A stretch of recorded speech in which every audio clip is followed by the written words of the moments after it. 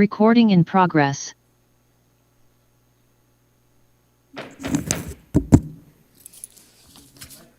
Not yet. Okay, there we go. Let's go ahead and bring to order our Thursday, June 27th, 2024 District Board of Health. Can we go ahead and have a quorum? Let's see if we have a quorum. Roll call. Chair Adair. I'm here. Vice Chair Reese is absent.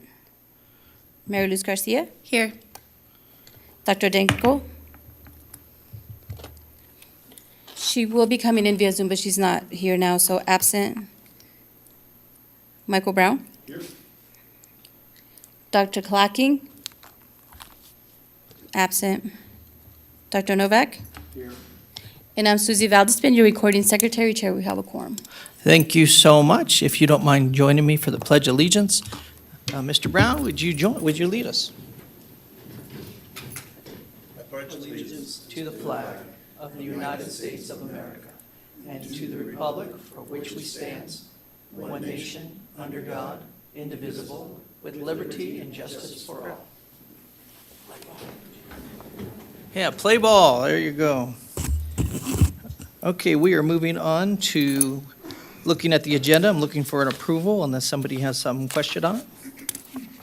So, second. I have a first and a second, and let's see if our computers are working today. Give me 1 second. First and a second, all in favor? Aye. Any opposed? Passes unanimously, and we'll see if our computers go. Did it come up? Nope. Okay. You Sorry, can play so with it's that not- as we go to recognitions. Yeah, we can go to recognitions. Okay. Let's go ahead and go to our recognitions, and I'm going to pass this over to Dr. Chad Kingsley. For the record, Chair, Dr. Clacking is joining us Welcome, at sir. 1:02. At 1:02? Okay, sounds good. Seeing if my remote works. Okay, thanks. To begin for recognitions this morning, we're going to start with new hires. I want to introduce Mina Wilcox. She joined us here just recently as an office specialist in air quality. And Melanie Jackson Couch, hired 617 and as an environmental health specialist trainee. I believe they are here. We'll be taking short names, but welcome. So thank you to, congratulations coming in Northern Nevada Public Health. Welcome. Happy to have you here. So, Yay! woohoo! Oh, thank you. We will take some pictures if you want to hang out. I know you're going to hang it on your fridge and remember us forever, so that's a coming. Great. Next, promotions. We'd like to happily introduce Rayona, I always mispronounce your last name, but Levoy. I think I got that wrong, sorry. She was promoted from management analyst to director of programs and projects, and she began there in June, and very excited for her next steps. Many will recognize, knowing Julia Ratty, she is moving into Julia Ratty's position, so very excited for that. So, thank you, Ray. Congratulations.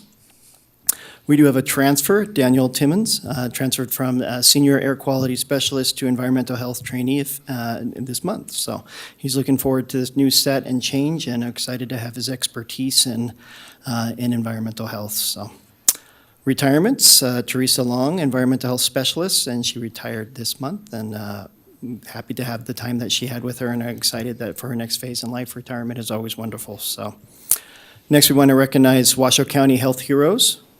Sarah Cruz from CCHS, and to recognize our, for adaptability, collaboration, and compassion. Jackie Chaidez for compassion. Samantha Beebe, adaptability, collaboration, and compassion.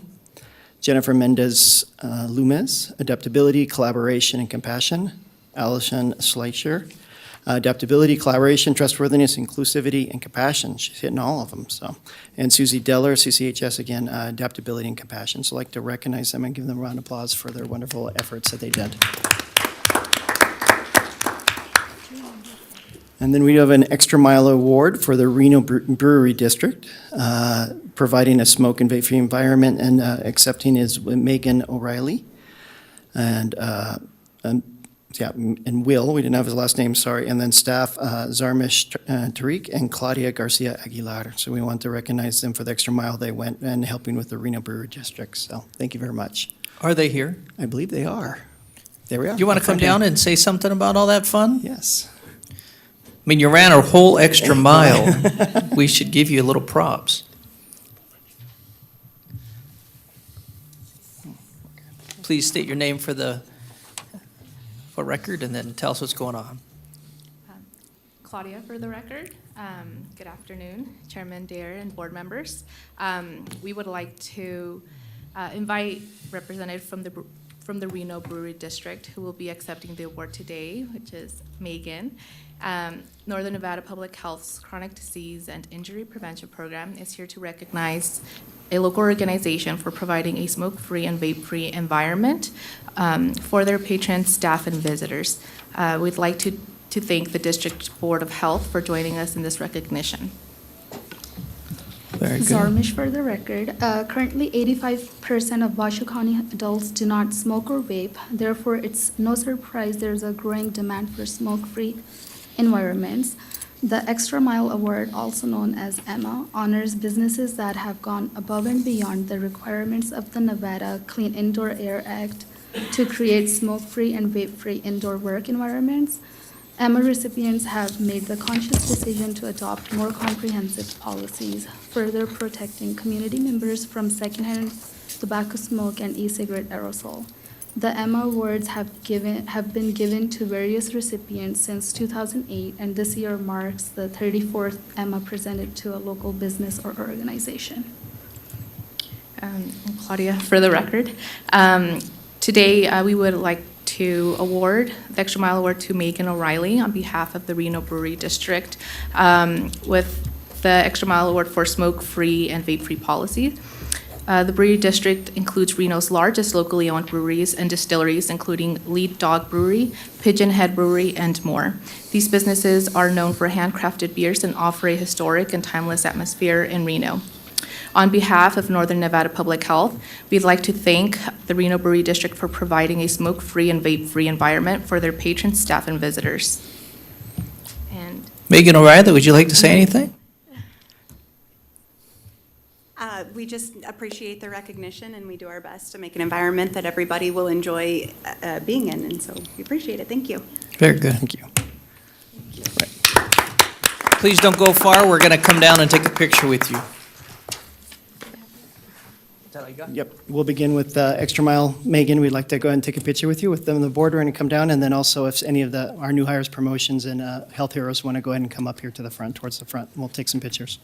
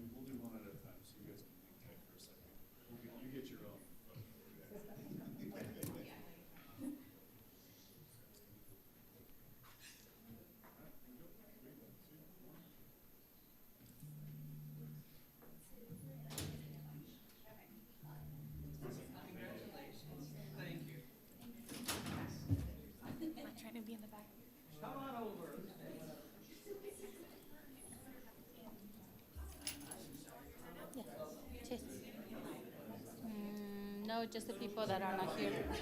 Yeah. Thank you. Yeah. I was about to pass through when you were taking pictures.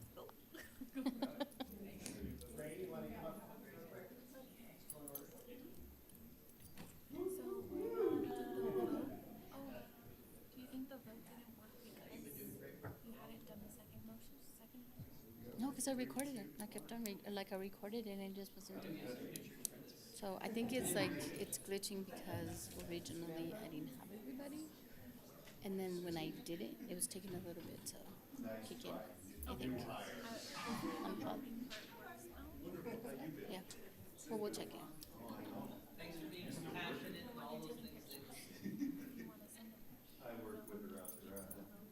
Here we go. 3, 2. Got it. Got it. Thanks. I will. Oh, she's not here.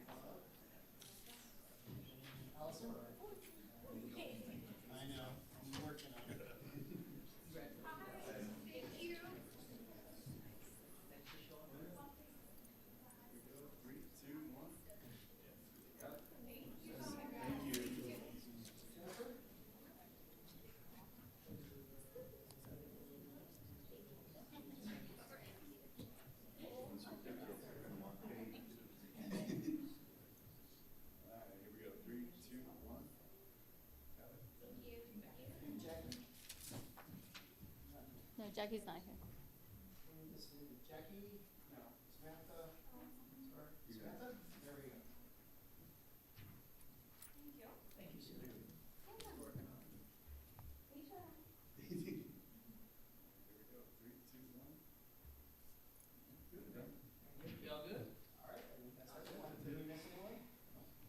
Anybody else out there? Yes, want a picture?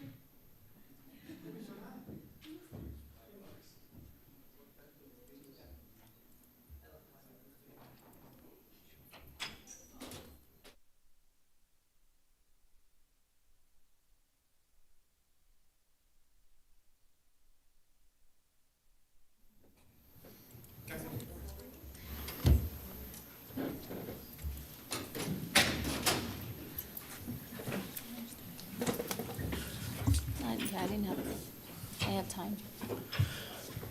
Okay, thank you all for letting us do that. And let's go ahead and go to number 5, public comment. Do we have any public comment? We do not have any registered public comment, Chair. Any online? We do not. Okay. Let's go ahead and we are going to consent items. Item 6, and anything we want to get pulled, or do we have a motion to accept? Motion to accept the agenda as published. So we have a first, do I have a second? Second. Thank you, Dr. Clacking, we heard you. All in favor? Aye. Aye. And any abstain or nay? Go ahead and you can vote on your screen. That passes unanimously. And we are moving right into our Regional Emergency and Medical Services Authority. We got a few things going on today. Hello, sir. Always good to see you. Thank you very much. Very happy to be here. My name is Barry Duplantis. I'm the president and CEO of REMSA for the record. Good afternoon, Chairman Dare, members of the board. It's a pleasure to be with you this afternoon. I understand you've been provided with a copy of REMSA Health's May report. For the month of May and the fiscal year to date, REMSA Health has exceeded all franchise response compliance with priority 1 calls in all franchise zones. In fact, we were 91% in Zone A and 93% compliant in Zones B, C, and D. During the month of May, we responded to 8,294 priority 1 calls and transported 5,198 patients to area hospitals. And I might just point out, this is up about 4% over prior year. So consistent with each report that I've given you for about the last 3 years, it seems like EMS activity continues to increase. I would also like to point out that our customer survey report for the month of May produced a score of 93.21%, which is a little better. Don't leave than that .21 off. Well, Take every bit you can get there, huh? absolutely, absolutely. It's all about the metrics.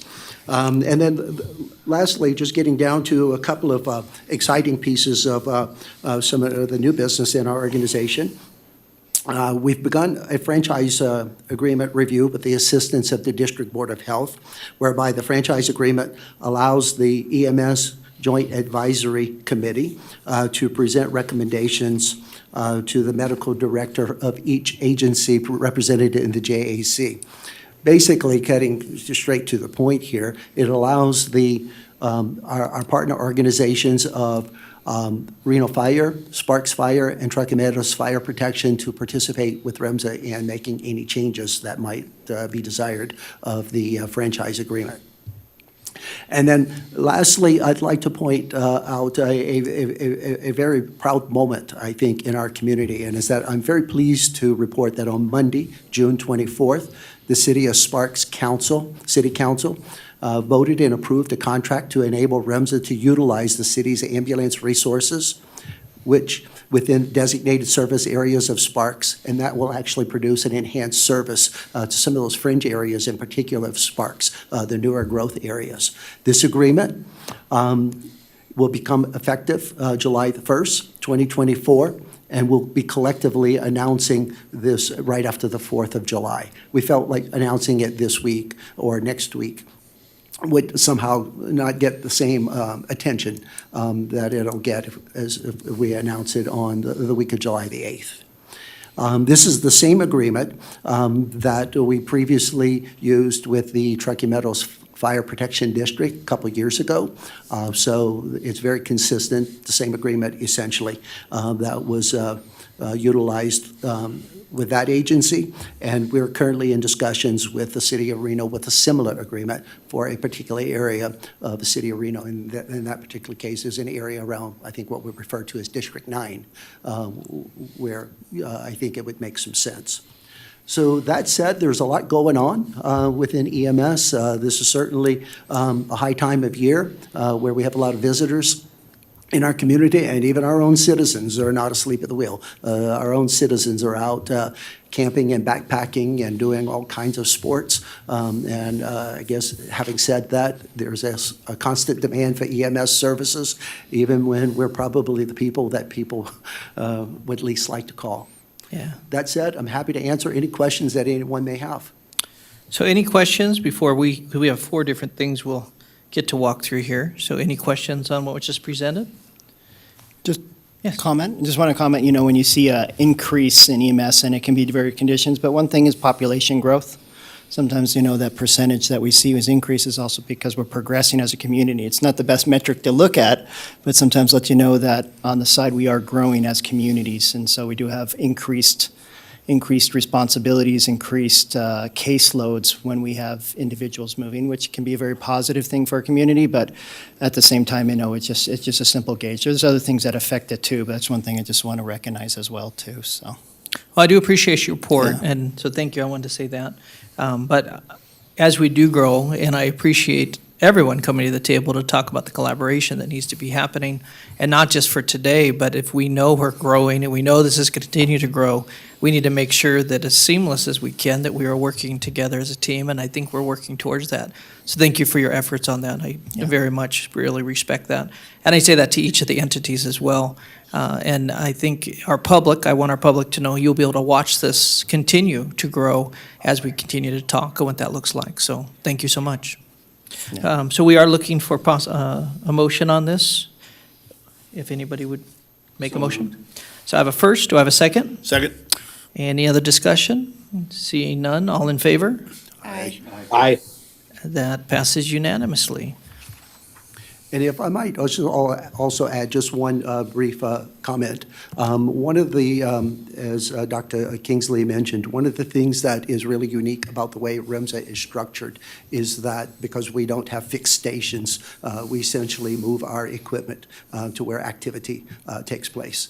So as the communities grow, we're right there with them. So I'm really pleased that we do have that type of flexibility, that we are nimble, we move with the population, and we respond to the callers wherever they're located. I look forward to seeing how that unfolds as we continue to grow and grow. Seems like California is dumping into Nevada, so we are looking forward to how that looks. Okay, so we are now looking at discussion and possible approval for proposed REMSA response zone map for the ambulance franchise service area with a July 1st, 2024 effective date. Andrea Esp. Yes, Chair, members of the board, Andrea S., Preparedness and EMS Oversight Program Manager. Thanks, Dr. Novak. Before you in your packet, you do have our staff report and the map. The map did not go through any changes for this fiscal year. However, we are bringing this map to you guys every year. That has been unlike previous years. We implemented that last year. So regardless if the map is updated or not, it comes back to the board for approval and a new effective date. This map and the evaluation of these zones is based off a methodology that's been used for several years. We will be reevaluating that methodology over the next 12 months, looking and researching what other jurisdictions do similar to us, and seeing is this the best method that we need to use. It may be, and we will stick with it. It may not. If it does not, and we decide to change it, we will bring it forth with our Joint Advisory Committee for EMS and MSAB, and then back to this board. Thank you very much. Any questions for Andrea? I'd like to say that I'm more and more impressed of how much you know our bylaws and all the things and some of the meetings I've been in. And I look forward to this next year and years to come to see how things unfold and see where we're going to land. So thank you so much. I am looking for a motion to accept, or any more questions? So moved. I have a first. Do I have a second? Second. I have a first and a second, and I see no more discussion. All in favor? Aye. Aye. Speak up. Come on, buddies. Passes unanimously. There you go. Very good. We're moving on to our public hearing for the adoption of the second 10-year maintenance plan for the Truckee Meadows 24-hour PM10 attainment area in accordance with Section 175A B of the Clean Air Act for possible action. Brendan Schneider. Hello, sir. Hello. All right. For the record, Brendan Schneider, Senior Air Quality Specialist in the Planning Branch of Air Quality Management. Here today to talk about our second 10-year maintenance plan. The first 10-year maintenance plan was adopted about 10 years ago, and now we have to do another one. All right. So let me get to the next screen. The Clean Air Act requires the Environmental Protection Agency to establish national ambient air quality standards, known as NAAQS, for pollutants considered harmful to public health and the environment. Currently, there are 6 criteria pollutants: carbon monoxide, ozone, particulate matter, nitrogen dioxide, sulfur dioxide, and lead. We monitor for all of these pollutants, except for lead, every hour of every day in Washoe County. These are what the NAAQS look like. There are primary and secondary NAAQS for most criteria pollutants. The criteria pollutant we will be talking about today is particulate pollution, sized 10 microns or less in diameter, also known as PM10. It is the NAAQS highlighted in red. EPA uses ambient air quality data collected by one of our 4 air monitoring stations shown on this map to make these designations. The 24-hour NAAQS level for PM10 is 150 micrograms per cubic meter, not to be exceeded more than once, averaged over 3 years. In 1987, we had 87 wintertime exceedances above 150 micrograms. You only need 4 in a 3-year period to be violating. This is how EPA determined that the Truckee Meadows Hydrographic Area 87, which is the light blue shaded region, needed to be designated as non-attainment. Well, what does non-attainment mean? A non-attainment area means the air pollution within a geographic boundary can negatively impact human health and/or the environment. A non-attainment designation requires the state or delegated air agency to become attainment at a certain date depending on severity of the air pollution via the state implementation plan, also known as a SIP. These are known to you as our rules and regulations. Going from non-attainment to attainment isn't achieved overnight. If an area goes from being designated as non-attainment to attainment, it does not mean the work is done. An air agency must further prove to EPA that it can maintain the attainment designation for decades into the future via 2 10-year maintenance plans. Maintenance plans use emission inventories and growth factors from a baseline year to a horizon year to demonstrate continued attainment. Well, how does this all look? So I was first writing the chronological history of our PM10 non-attainment to attainment and now maintenance of PM10, but it was too long. So I made this timeline that gives the nearly 50-year history from the beginning to the very end. It all started in 1987 when EPA revised the primary and secondary NAAQS for particulate matter, replacing standards for total suspended particulates with annual and 24-hour standards for PM10. A portion of Washoe County at that time called the Reno Planning Area was designated as moderate non-attainment in 1991. AQMD with DBOH approval revised the SIP via strengthening regulations related to wood burning devices, street sanding and sweeping, and construction dust control. Because of continued poor air quality, especially in the wintertime, EPA reclassified the Truckee Meadows Hydrographic Area as serious non-attainment in 2001. AQMD revised the SIP again several times between 2002 and 2006 to add more controls for our regulated community and our residents. EPA found in 2011 that air monitoring data indicated we are not violating the PM10 24-hour NAAQS and in 2016, we were redesignated as attainment. In the same action, EPA approved our first 10-year maintenance plan. This was a monumental achievement that everyone contributed to and cannot be overstated.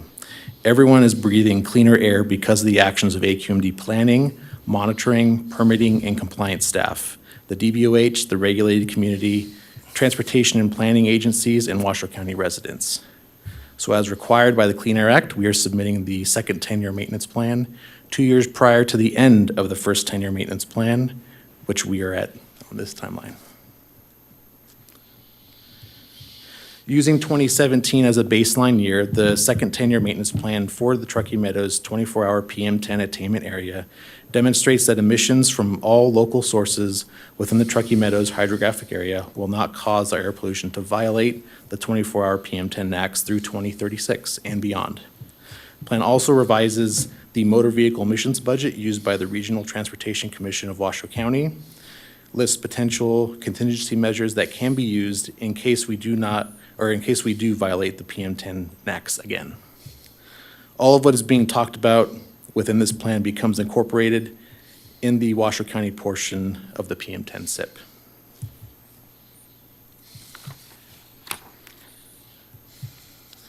This figure shows the PM10 wintertime daily emissions for our 4 major emission categories: point, non-point, non-road, and on-road, for the maintenance emission limit year of 2017, the intermediate years of 2025 and 2030, and the horizon year of 2040. Because we have an accurate emissions inventory of 2017 and it did not have a wintertime exceedance, 2017 is used as the emissions limit year. All projected emission years after 2017 need to be under that line. We expect future wood-burning devices to be cleaner and older ones to be removed per our wood-burning device rule. More stringent national motor vehicle emission standards and less unpaved roads in the Truckee Meadows will keep PM10 daily averages in the wintertime under that limit. The largest share of the 4 sources is non-point. It's that big red bar. This is what makes up that red bar. The non-point emissions category is made up of mostly residential wood combustion, like fireplaces, wood stoves, pellet stoves, industrial processes like construction, commercial cooking, manufacturing, paved and unpaved road fugitive emissions. This is why we have regulations controlling the emissions for these sources, as they make up the largest share of the pie. These are also the categories in which we have potential contingency measures if we are threatened by elevated PM10 from local sources in the wintertime again. The motor vehicle emissions budget. Another aspect of this plan is the revision of the MVEB, which includes non-point categories like road construction, paved and unpaved roads, but also includes on-road vehicles and a safety margin. These combined make up the largest category of our emissions and is used by RTC to ensure PM10 emissions from road construction, paved, unpaved roads, and motor vehicle tailpipes do not cause the hydrographic area to violate the NAAQS again until 2040 and beyond. Here are some of the potential contingency measures. These are previously approved contingency measures from the first 10-year maintenance plan from 2016 and are also in the second 10-year maintenance plan. We haven't had to implement any of these more stringent rules for our area, and we do not anticipate doing so.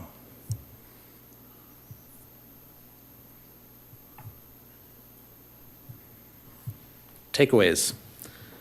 2 10-year maintenance plans are required after a non-attainment area is redesignated attainment by EPA. This second 10-year maintenance plan demonstrates future attainment of the PM10 NAAQS within the Truckee Meadows Hydrographic Area 87 until 2040. This is a long-term process that has far-reaching implications for the regulated community, economic development, and the public. Being designated as non-attainment should be avoided for all criteria air pollutants, especially ozone, by staying in attainment via voluntary measures.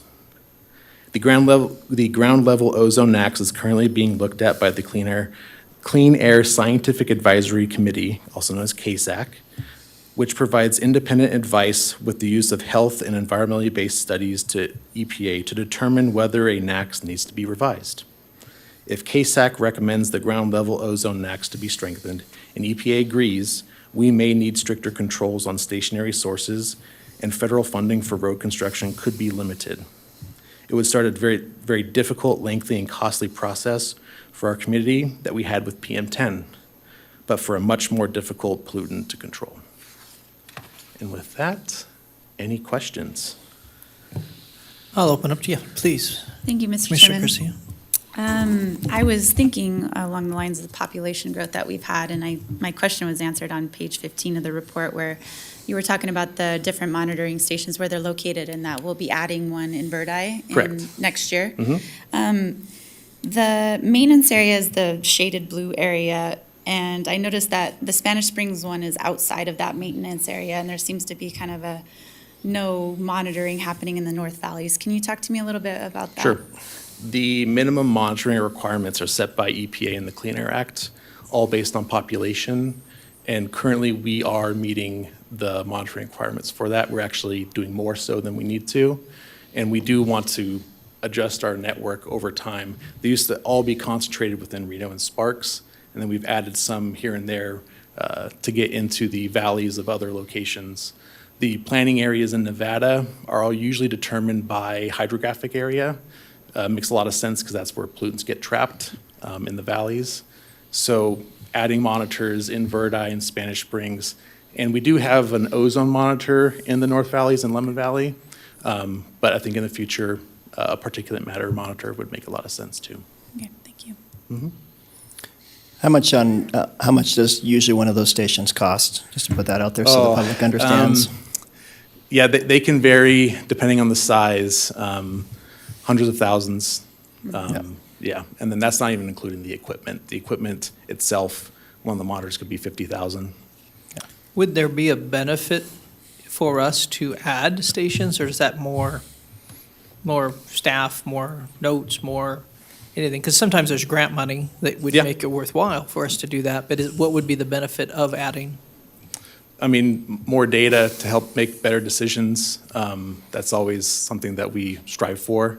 We want to make sure that the monitoring network represents where the people are. That's Totally. the way it's designed to. So I think in the future, looking at where the population is growing, that's why we want to get out in Spanish Springs, but North Valleys makes a lot of sense. Any other Along- questions? I have one more Sure. follow-up to that. The maintenance of these, do we have any of those assets that are starting to fail or deteriorate that we anticipate that we'll need to replace or plan to replace? We have a scheduled timeline for all these monitors. Okay. It's our 10-year replacement program. Depending on funding, we may extend that or sometimes even shorten it. Sometimes we were able to get and secure one-time funding from EPA to help with that. But over time, we've been able to accommodate. Okay, great, thank you. So I have a few questions. Yeah. My understanding is we're in attainment now. Correct. So we're talking about what happened before, and we've corrected it. So with that said, I just want to say out loud, we are in attainment now, only because out there I hear all kinds of things. And a lot of times we Me get too. hit by fire, smoke, and things, because we did make an F on somebody's reporting. And so can you speak to that loudly and really Sure. clear, just so the Yeah. newspapers will pick it up? So there's a way to look at our air data and what we use it for. There's sort of the public information side, what people use as like the AQI, and sort of the regulatory aspect of it.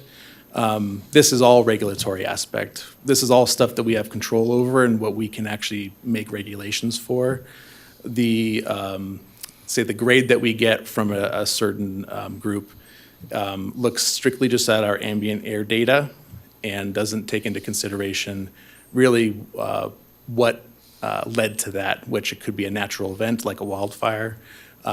They have noted that in their report now that wildfire smoke is one of the leading environmental issues in the western U.S.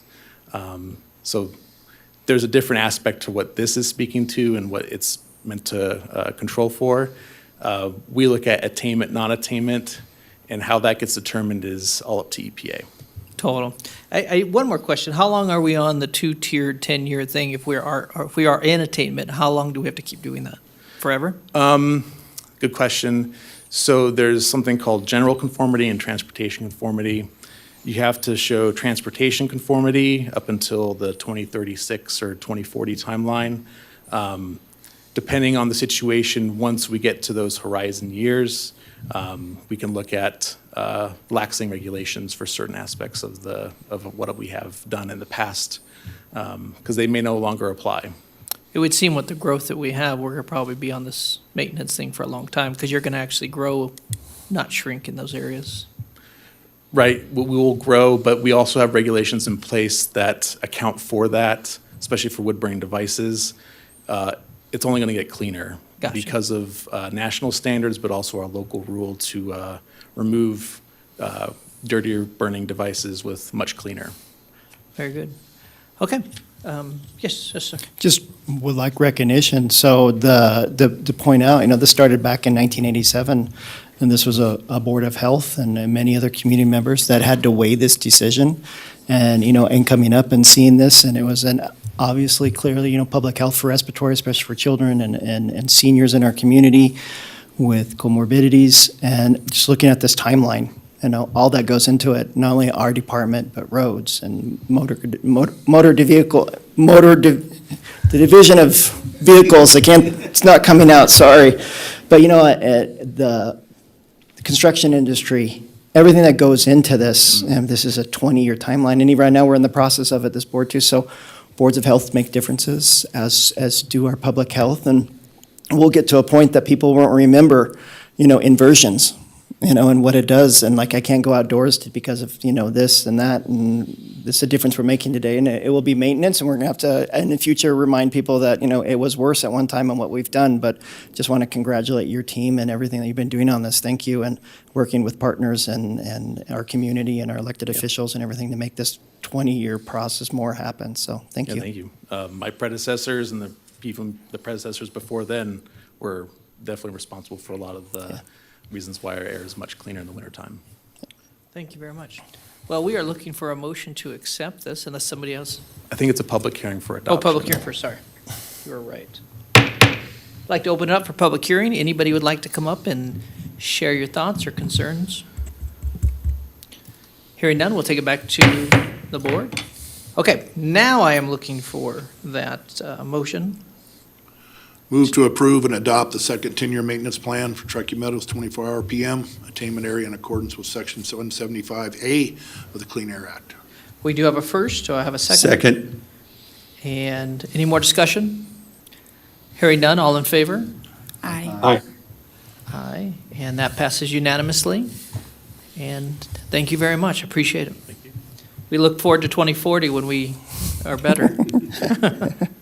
We're on to 10, presentation and acceptance of the 2014 to 2023 Washoe County, Nevada Air Quality Trends Report. This report summarizes the ambient air data collected between 2014 and 2023 from the Air Quality Management Division Monitoring Network and discuss pollutants, national standards, and 10-year air quality trends. Ben McMullen. All right. Welcome. Thank you. I am Ben McMullen, Air Quality Specialist, for the record. Good afternoon, Chair, members of the board. We'll end up probably parroting some things from Brendan, just because there are some things in this that kind of overlap. And then also, this is my first year taking this project on. This was Brendan's project for many years prior to me, so my first presentation doing this by myself. So here we go. We won't rate you or anything. You're doing a great job, though. Thank you. So a little background, US EPA established the National Ambient Air Quality Standards with the creation of the Clean Air Act. Currently, there are 6 pollutants considered harmful for public health under the NAAQS, including carbon monoxide, ozone, particulate matter, nitrogen dioxide, sulfur dioxide, and lead.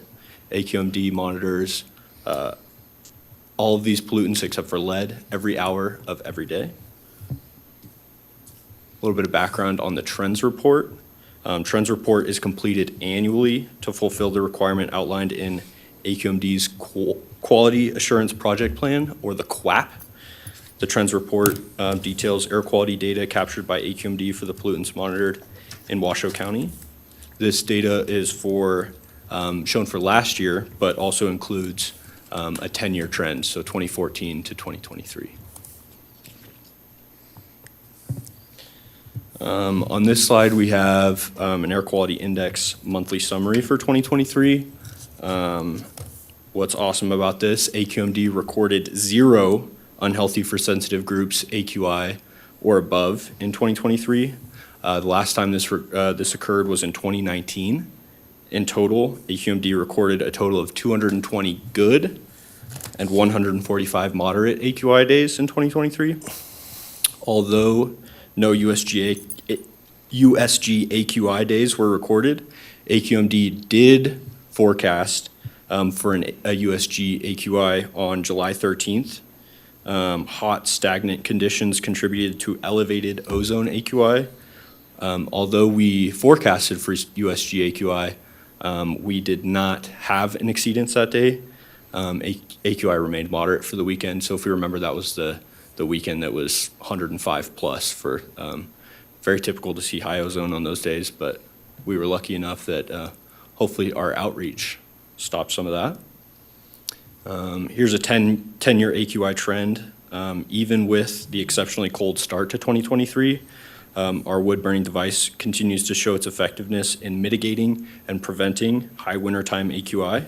Only 3 yellow burn codes were issued in 2023-2024 burn codes season. Summertime wildfire impacts make it difficult to see this AQI improvement year over year.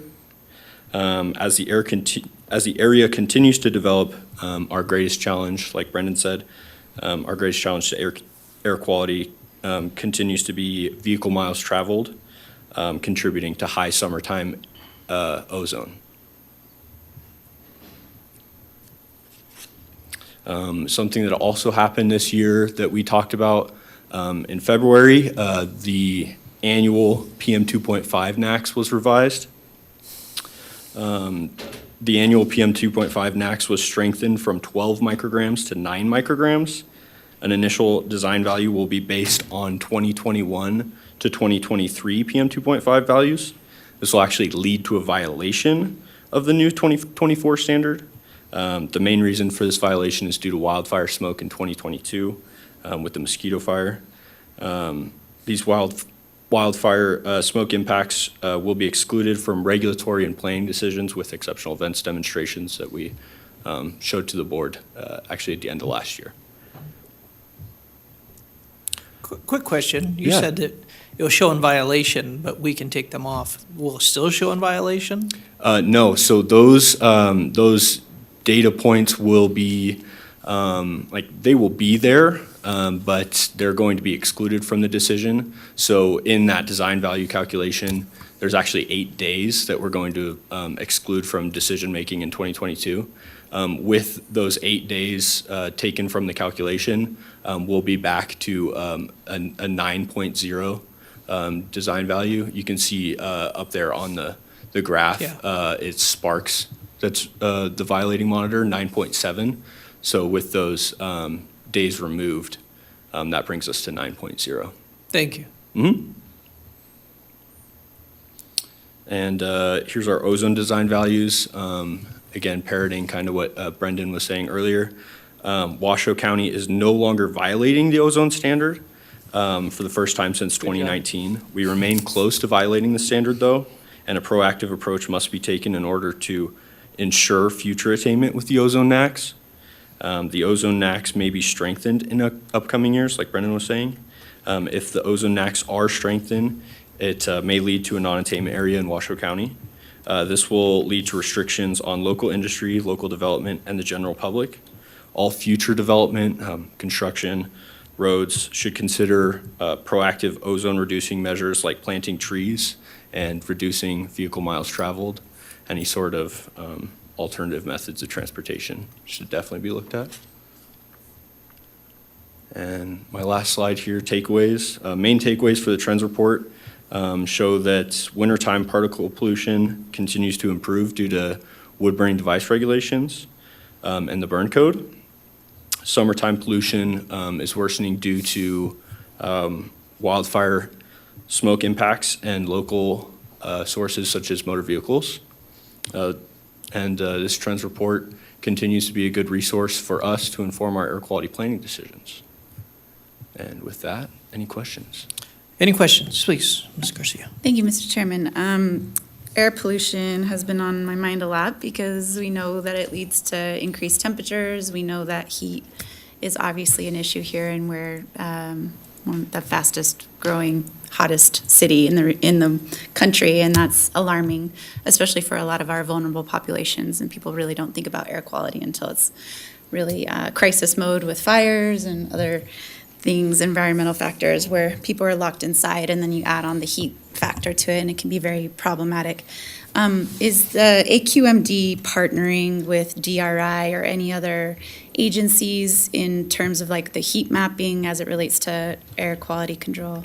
Yeah, so, there's currently that study with DRI related to smoke and heat. We are working with them. We helped do some social media, I believe, at the start. Helping, and we're gonna try to blast that out to as many people as we can. You know, I do my Friday emails that I CC Mr. Kingsley to, and I'm gonna shoot a link out for sign up for that, just to try to continue to get outreach out for that one. And then we're also a part of the heat study, the urban heat island study. Again, gonna shoot out the link for sign up for that. That just went out. That one is through, I think, NOAA and heat.org, or heat.gov, sorry. Some grant funding that I believe the Health Equity Committee got, and they're kind of working with them as well. Still gonna shoot out that and try to get as many people to sign up for that as possible so that they get what they need to make that happen. That's great, thank you. Mm-hmm.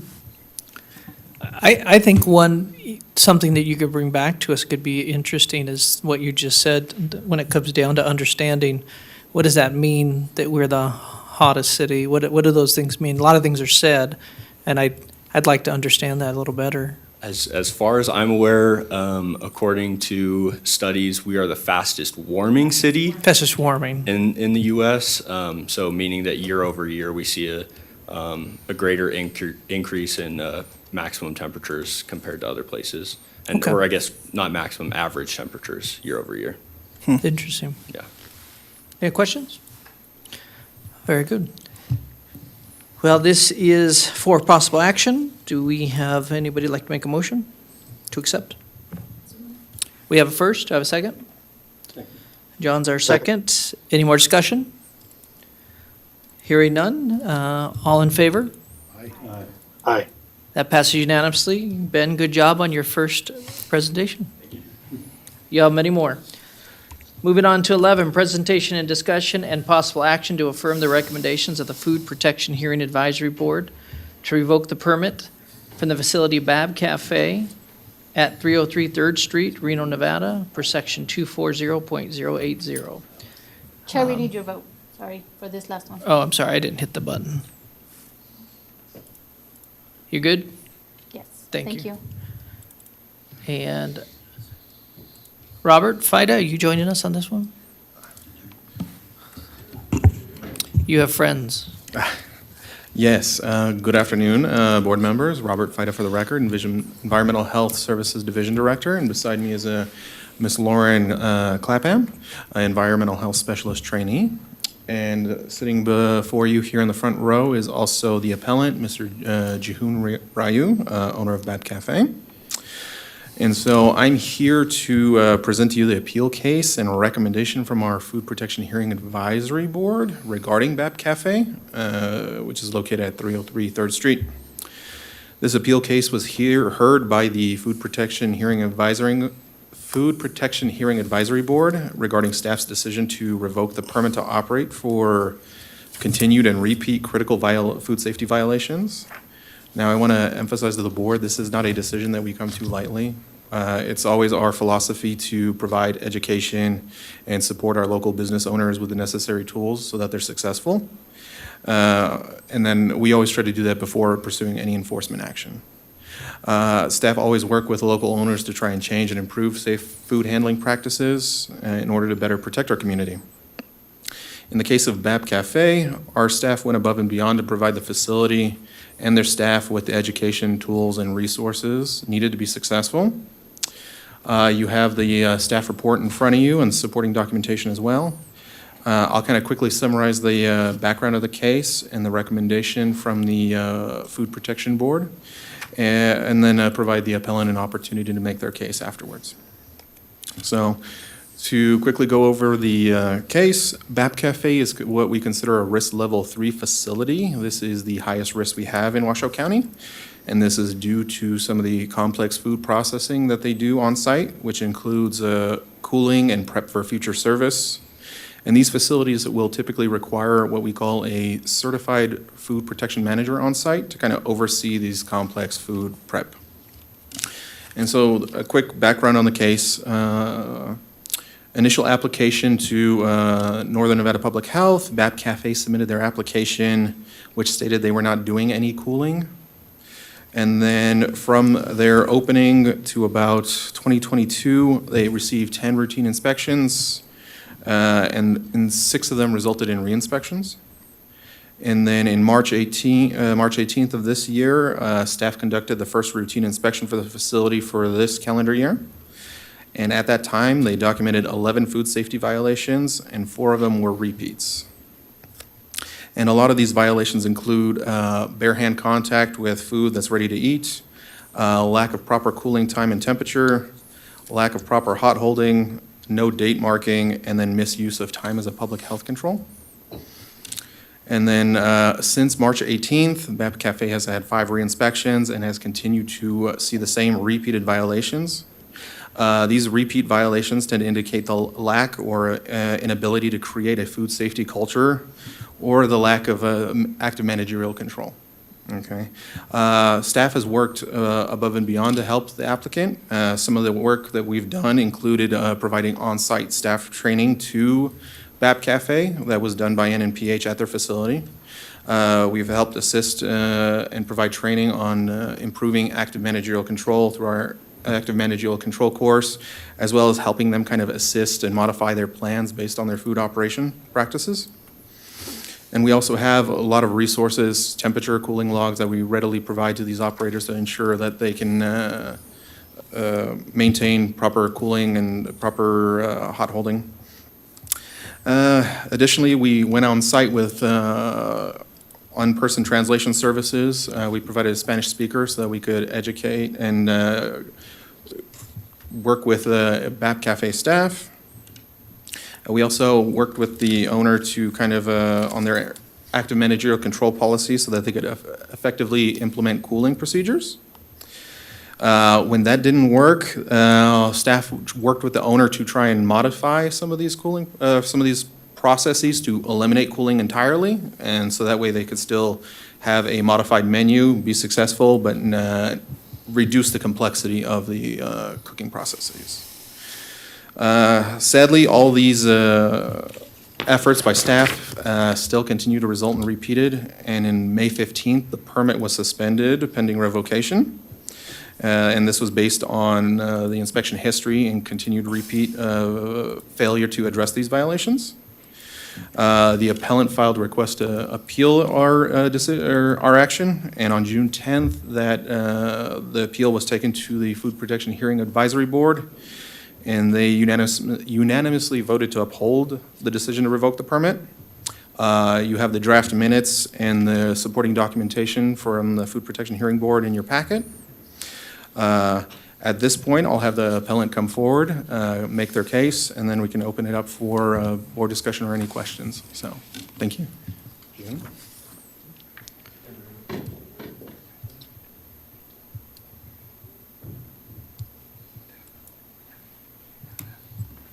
For the record, if you just state your full name so we're saying it correctly.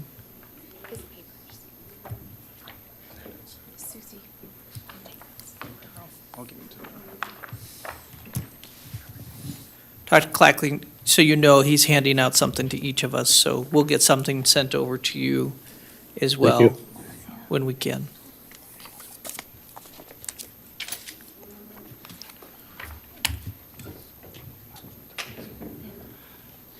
So I do speak English and I understanding, but I just try to remove all the. Will you state your full name so we have it correctly? Ji-hun Liu. Chin Yu? Rico, Ji-hun Liu. Chihindu. Okay, and who's there with you? Hi, my name is Ellie. I am a team lead at the epidemiology program, and Okay. I'm here to help translate. Thank you. So I just request translator for better communication. So, yeah. 제가 오늘 준비한 거는 네. 이 모든 그 관리 소홀에 대한 문제를 해결하기 위해서 해결하기 위해서 제가 실제로 관리하는 모든 계획을 여기서 정리해왔습니다. So, Mr. Liu has prepared a document of all the efforts that he has made thus far for resolving this issue. 제가 처음에 준비한 거는 제 백그라운드에 대해서인데 이 비즈니스에 대해서 그 전 히어링에서 약간의 오해가 있었던 것 같아요.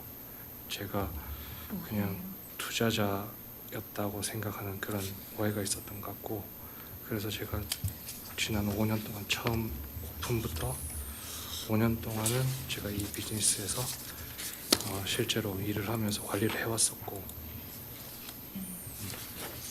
그리고 마지막 2년을 지금 수입이 부족한 상황 때문에 다른 데서 일을 추가로 하고 있었다. 네, 그 내용을 전달하고 싶고. 네. 네, 알겠습니다.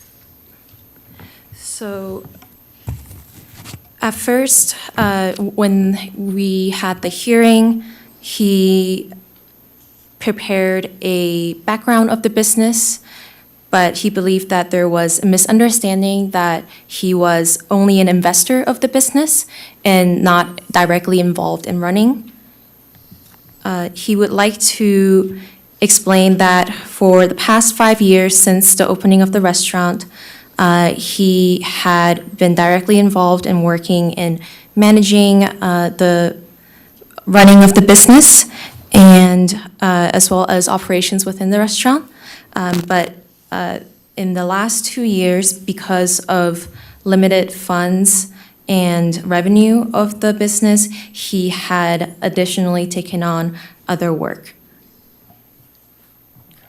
그게 첫 번째 페이지 백그라운드에 관한 내용이고요. So that covers the first page in terms of the background from start to present for this restaurant. 두 번째 내용부터가 이 문제를 해결하기 위한 방안들인데, 그 첫 번째가 이제 음식의 프로세싱을 더 간소화해서 관리를 쉽게 만들어서 약간 퀄리티는 떨어지지만 그래도 관리부터 먼저 제대로 해보고자 하는 마음으로 일단 구체적으로는 쿨링에 대한 문제가 많이 났기 때문에 쿨링한 음식들을 아예 배제하는 쪽으로 준비를 다 했고요. 그게 이것들이 브로콜리 배제하는 것이 예, 네.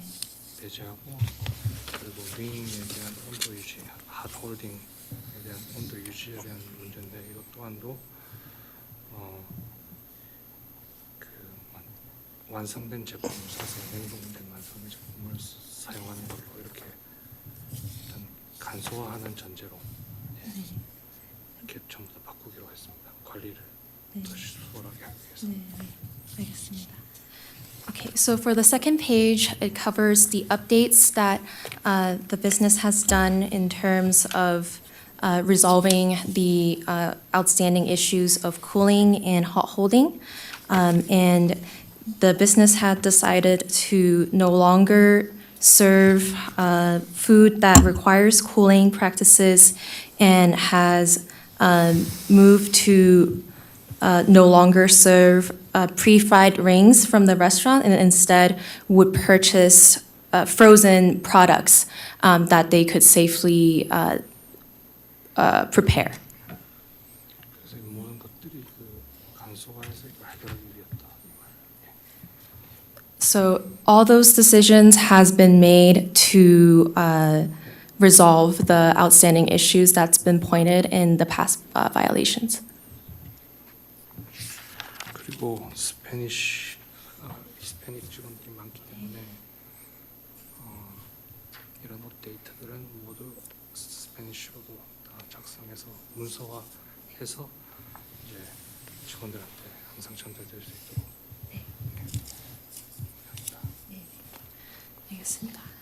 So on top of preparing these updated guidance for no longer cooling and hot holding their food, they also prepared this guidance for their Spanish-speaking staff in Spanish. And every time there's a change in food handling practices, they strive to translate those guidance and provide them to Spanish-speaking staff.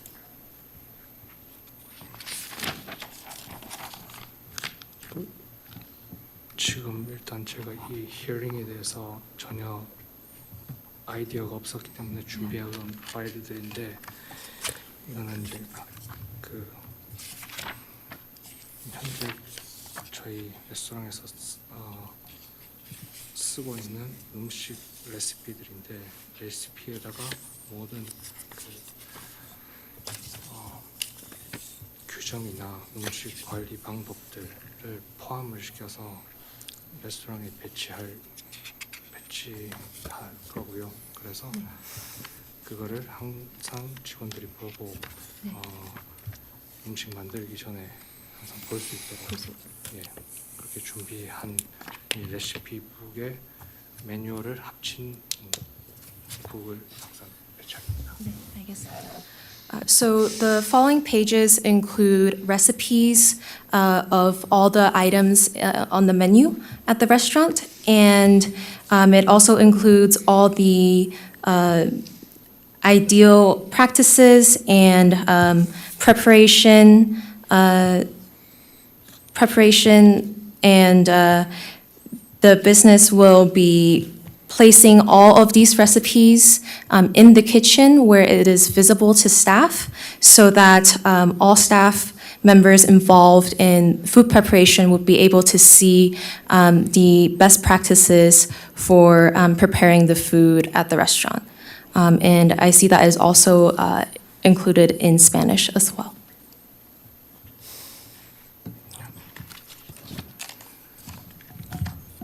그리고 매번 이제 여기에 업데이트가 될 때마다 따로 스페니쉬와 영어로 이제 문서를 작성해서 키친 안에 배치할 수 있도록 할 거예요. 네, 키친 안에. 네.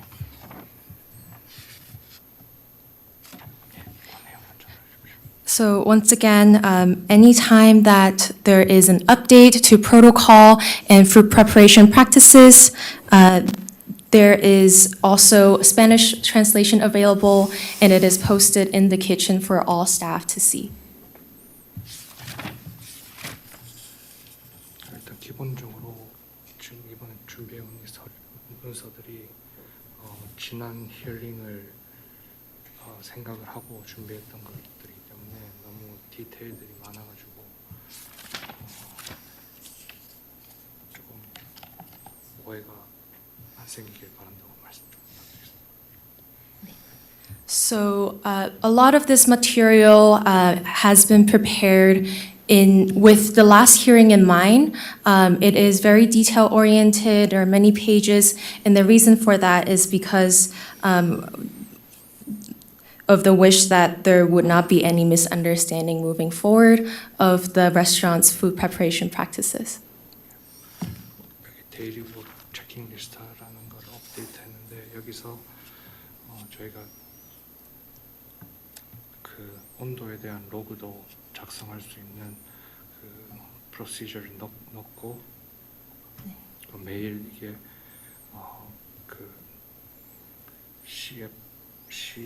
CFPM이라고 Certificate Food 프로텍션 매니저로 인해서 작성이 되고 관리가 될 수 있도록 저를 포함해서 So you will see that, I think a few pages after, there is the daily work checking list. And it has been prepared to include practices such as a temperature log, cooling log procedure, and there's no cooling log, my apologies. And it's just a temperature log, and it is to be done every day by staff. And they also have a CFPM certified food preparation manager who manages this checklist. 그다음 이렇게 이 내용들을 모두 지금 현재 지금 직원들이 다 나갔는데 몇 명이 돌아오기로 지금 얘기가 되어 있는 직원들에 대해서 트레이닝 계획을 넣는 부분이고 그리고 나중에 저희가 이 지금 간소화된 모든 프로시저를 다 완벽하게 수행할 수 있을 때 다시 쿨링 해야 되는 음식들이나 이런 부분들을 다시 생각해보고 그리고 그 관리 방법에 대해서 다시 업데이트를 생각을 하고 있다. 최소 3개월 후 정도 예상합니다. Okay, so for the food safety training plan and log that you see in front of you, that has been prepared for the retraining of staff. So there's been some staff that has departed, and they have negotiated for those staff to come back. And once they are back into the restaurant, they would be trained with the food safety training plan and log. And this is a much simplified version compared to the past because it no longer involves the cooling and the hot handling. And they plan to be following this more simplified practice for at least 3 months before they even consider reintroducing those other menu items that's now been removed. 그리고 키친 뉴하이어나 키친 그 인프로이들한테 트레이닝을 시작하기 전에 이 내용들에 대해서 공부를 하게 할 거고 교육을 할 거고 그 교육에 대해서 이 미니멈 나리지 퀴즈를 시행해서 그 충분히 숙지할 수 있도록. 네, 알겠습니다. So after the food training plan, you will see that there is a new hired kitchen staff minimum knowledge required quiz. So that is designed for all kitchen staff as well as new hire to be able to study up on best practices for food preparation, and they would study up and be prepared for the quiz. And this is prepared so that all kitchen staff are well-versed with the minimum knowledge required.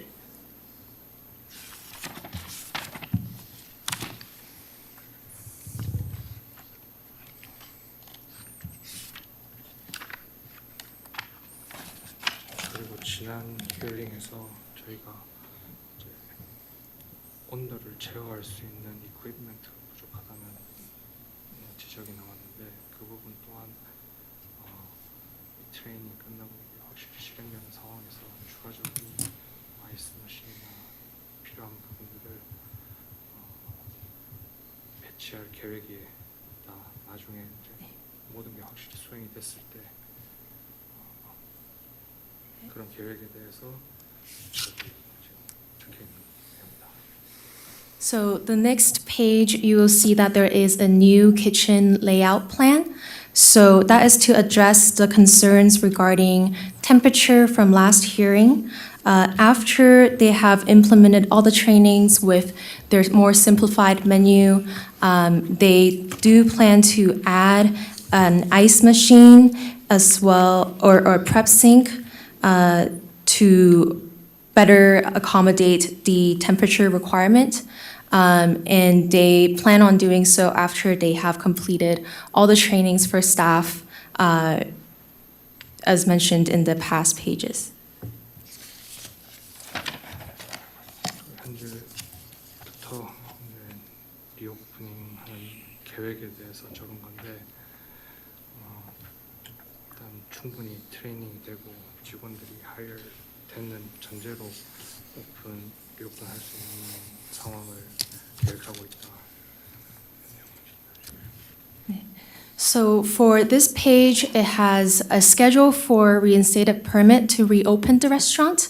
So it is a plan that outlines how the restaurant is planning to fully train or completely train their employees prior to reopening the restaurant.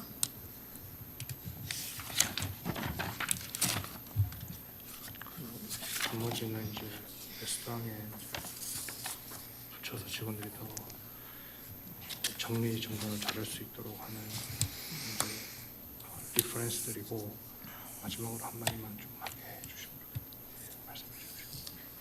So for the next page, you will see that there are several references of postage and signs that's around the restaurant for staff to see to reinforce safety practices and food preparation.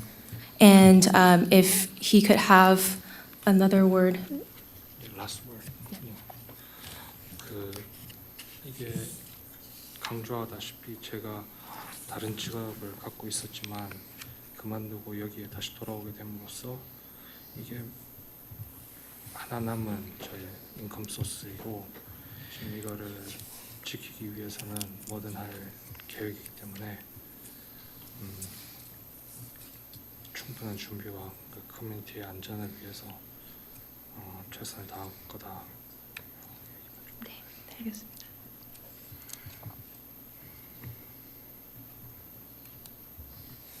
So for his final remarks, he just wanted to emphasize that he was able to, he resigned from his additional job besides the business that he's been running so that he could focus on the business. And so this business will be his only income source. And in order to save the business, he is willing to do everything in terms of providing food safety and ensuring the health for the Reno community. Thank you. And I he said he appreciate. would do his best. Thank you, and I do appreciate translation, and thank you. If I can have staff come back up. Is there anything you'd like to share before we open this up? Yes, I know Mr. Jihoon has put a lot of effort and a lot of work, and I know he's recently obtained a certified food protection manager, so I know he's extremely dedicated to the business. I was going to say,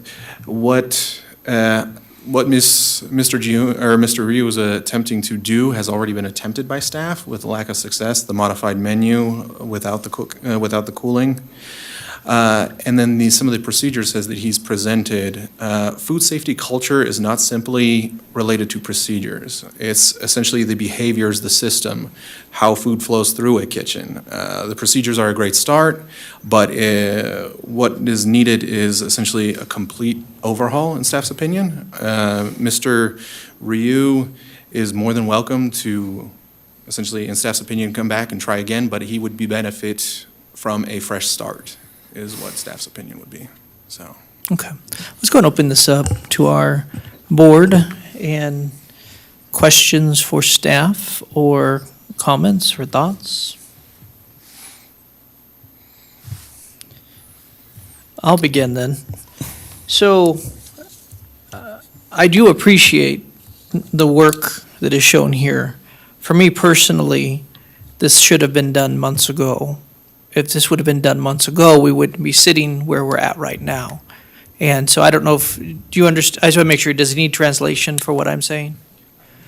Okay, I just want to make sure it's understood clearly because I do appreciate the work that's been put in here. I'm going to, at this point, for me, agree with staff that, but explain to me the process. Let's say that we agree and we say this permit is pulled or whatever the right wording is at this time. He can go in and say, I want to open this restaurant once more. How does that work? What happens? BAP Cafe as a permit would kind of be closed to history. he would be more than welcome to open App Cafe 2 if he wanted to reattempt his journey as a restaurateur. But at that point, he would have to go through the entire permitting process. We would try and set him up for success at that point, make sure he's armed with the knowledge, make sure that his infrastructure is good to support what he's trying to do. So it's not that he cannot cool, it's just that he needs the right tools, the right knowledge, and he needs to make sure that as the owner and operator that he can effectively manage staff and make sure to correct any issues during active food prep. So for me, it does seem like he has started listening to the things you guys have attempted to bring into the thing. I'm concerned a little bit. I think the schedule of reinstated permit to reopen would mean he'd open on Monday, according to this. But at the same time, even if it was August, even if it was October, my concern is what you just shared, is that I think I understand a business wanting to try to do everything now that they have to do now that we're at this place. I see the need to walk in the direction you're going and encourage a restart and make sure that he understands the classes we have available for understanding how this works, how do we come alongside, or any of that kind of stuff. With that said, that's my approach. Is there any questions from our board or any other thoughts that wants to be said? Just like to bring to light the Food Advisory Board that they did, many of them are restaurant owners, and did say that staff went above and beyond even in the normal standard to help provide these opportunities for increased compliance. And so I just want to recognize that how they reached their decision, that, and also commending Robert and his staff for the thoroughness that they did. And I would concur with yours. We're at the point of actions, and we have a place where he can still move forward, but the past needs to recognize the lack of action that was taken, and that's really where we're here, and get to the next point of how do we move forward. So, yeah. I want to continue the same kind of thought.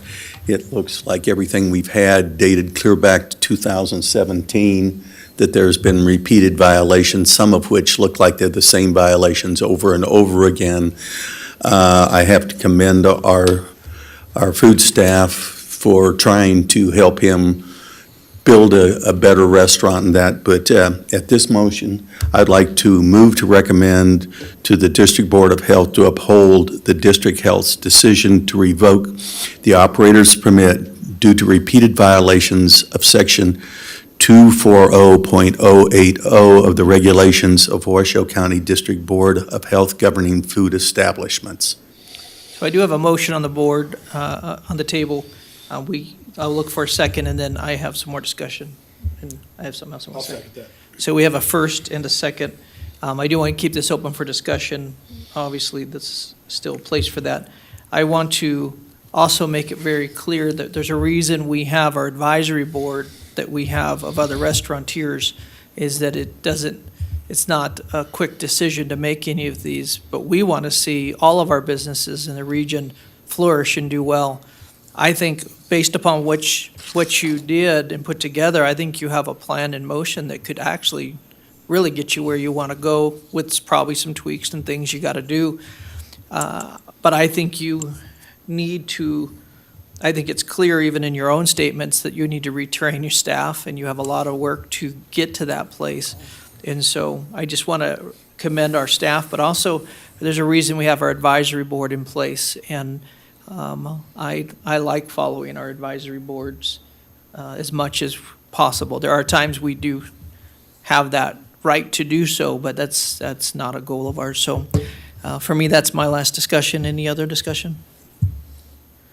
With that said, all in favor? Aye. Aye. Aye. Aye.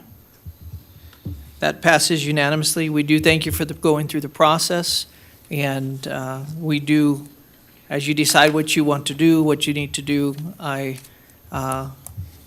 hope the best for you. Thank you, staff, for what you've done.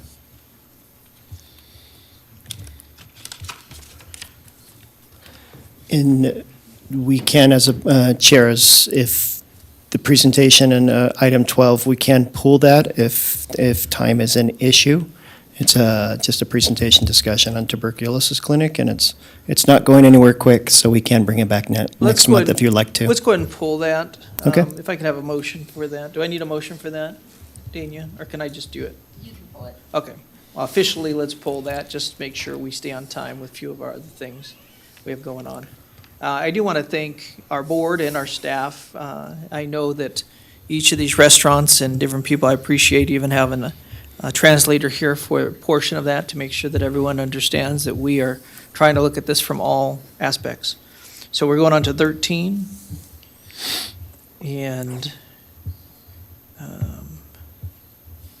recommendation for reappointment to the Food Protection Hearing Advisory Board. As members, staff recommends the reappointment of Mr. J. Rathman for a 3-year term beginning on July 1st, 2024, and concluding on June 30th, 2027, and the reappointment of Mrs. Rose Walterbeek for a 3-year term beginning on July 1st, 2024, and concluding on June 30th, 2027.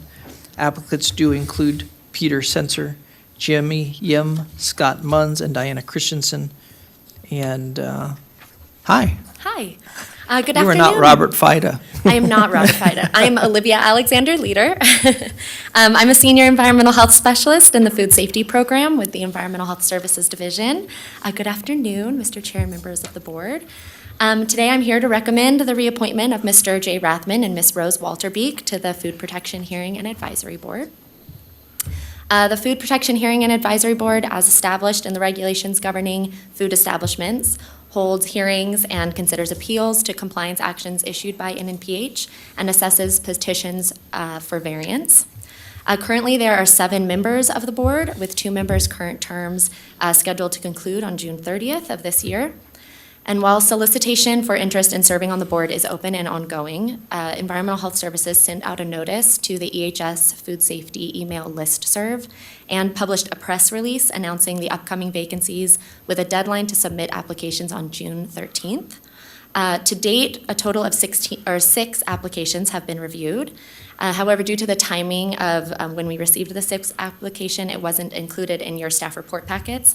That's what I passed to Susie to be distributed to you guys, so it could be added as an addition. All 6 applications, though, were reviewed using the criteria of food safety technical knowledge, diversity and depth of food establishment operation, construction experience or specialized establishment experience, and community service history or board experience.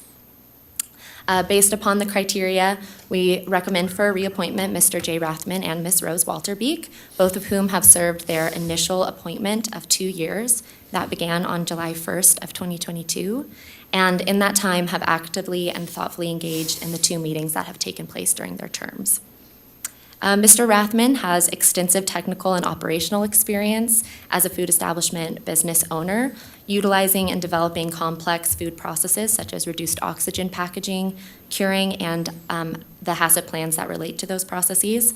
Mr. Rathman is a certified food protection manager and an active member and participant in the local food industry through the various culinary associations and boards on which he serves.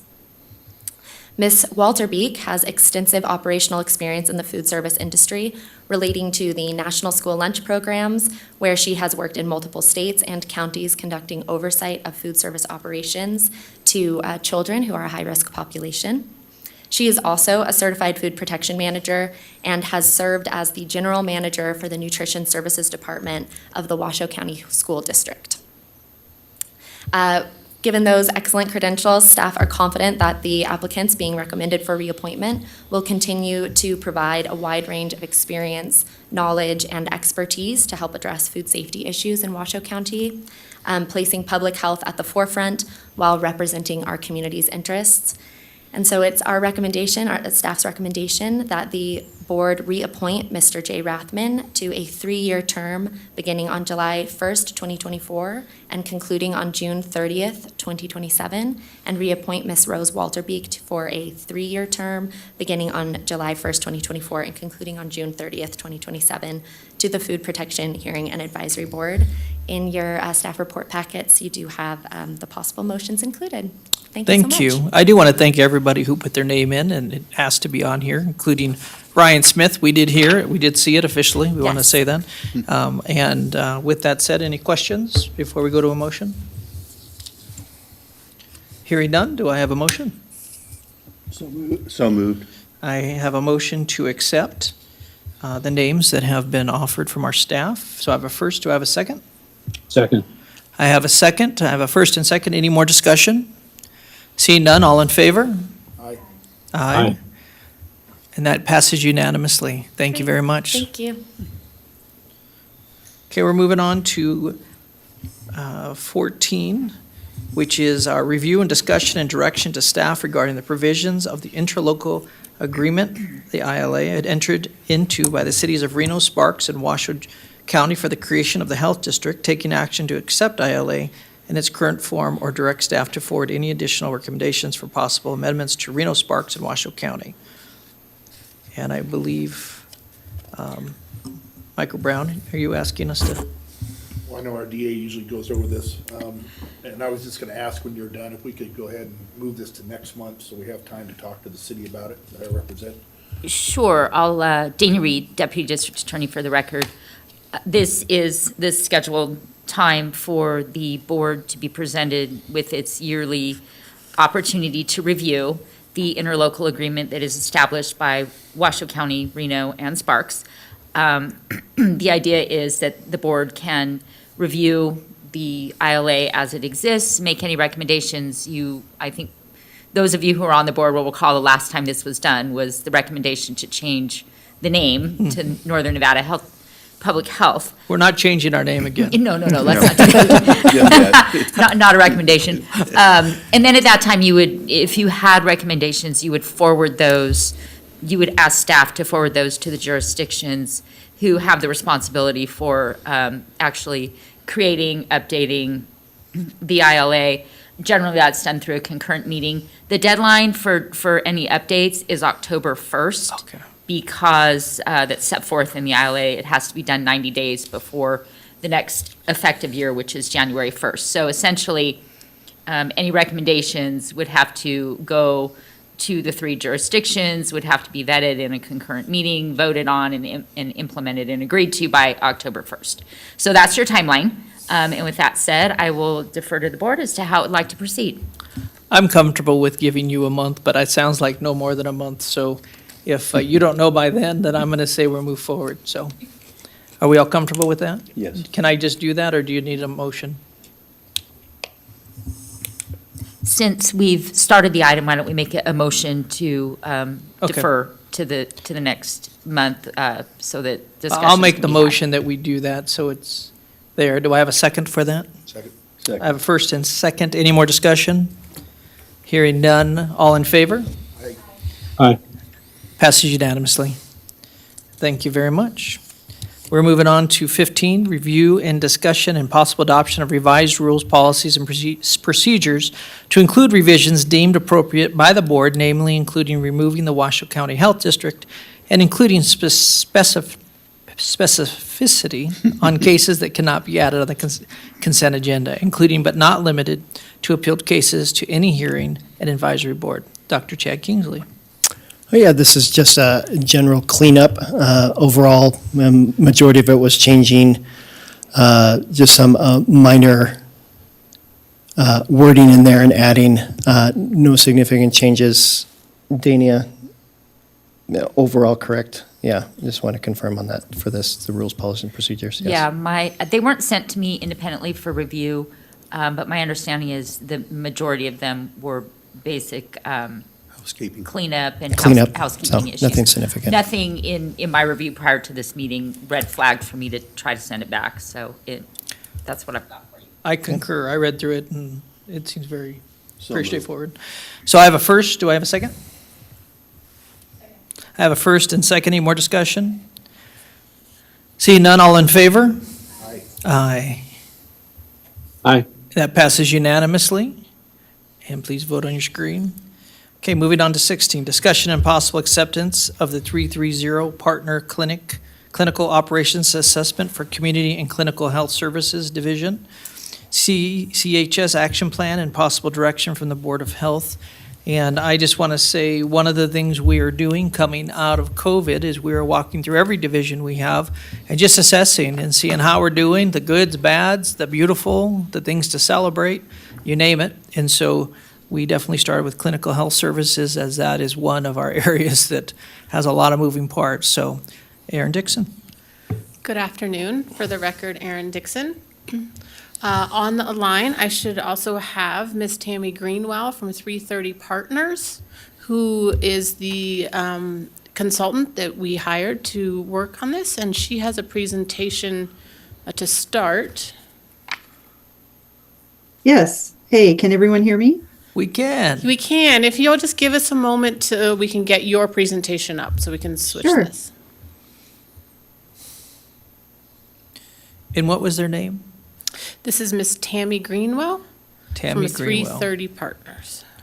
Welcome, Miss Tammy Greenwell. Thank you. I have to say that your Board of Health meetings are much more exciting than the Board of Health meetings where I am, so.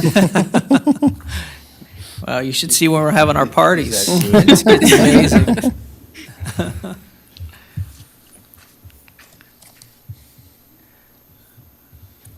We're almost there. And just There we so how, go. so how this is going to work is Ms. Greenwell is going to give her overview, and then the CCHS, Community and Clinical Health Services, has actually developed an action plan that has gone through and responded to every single one of those recommendations. And I'm just going to highlight some of the items in there. And it's up to you whether you want to wait for questions or to the end or however you want to. Yeah, I was handle going it. to go through it so we don't make things out of order, or if there's answers that are already there. So we'll wait to the end for our comments. Okay, thank you. Great. Thank you so much for inviting me and giving me some time on your agenda. I can tell that you're a very busy Board of Health, so I will try to limit my my comments. But thank you for letting us participate in this clinical assessment, and we'll jump right in. Again, we only did the CCHS division. There were no other divisions that we evaluated. This actually happened in the last quarter of 2023, first quarter of 2024. And just wanted to talk a little bit about the process that we followed in coming up with our assessment and our recommendations. First of all, we completed virtual interviews with all the program managers and the Northern Nevada Public Health and the Community and Clinical Health Services Division leadership. Some people we interviewed several times. We also completed an employee survey. We did a focus group during the on-site review. We got a lot of community stakeholder information. We did complete an on-site review. We were there for a couple of days in December. And then we did a data review and request with the team, document review, looked at the strategic planning documents for NMPH. And then we had lots of follow-up emails and virtual meetings after the on-site review. First of all, I want to say how strong your program is. I've done these assessments in a lot of clinical, community service divisions and public health departments across the nation, and you have a very strong program. And you should be commended for your national accreditation through the Public Health Accreditation Board. Several agencies I've worked with have not even taken that step, so kudos for that. There was a lot of positive overall performance. I just want to point out around quality and safety, your 340B pharmacy program integrity. I can tell you generally when I do these reviews, that's one area where most people don't have a lot of the processes and compliance that you have in place. Your data and grants management process is also very strong, very connected with the team, so that was good to see as well. Your employee recognition program, you're working with your team to get them national interpreter certification. You don't see that in a lot of places either, so you should be commended for that. And then cross-training the staff to work in multiple programs. So you've already taken some of the steps that a lot of people haven't in that area. And then your staff were very open, engaging during the time that we were there, and you can tell they're very committed to the Northern Nevada Public Health Team and the CCHS programs. Just a little bit about the employee survey. There were 62 employees that completed an online survey. We administered that in November of 2023. So that was a 54% response rate. And we did ask all employees, both full-time and per diem, 114 employees were invited to participate. And so we wanted to get that feedback. We always start with that culture, what's happening. Sometimes, leadership can feel like culture is one thing, and then when you talk to employees, it's something different. So some of the questions we asked were why staff like working there.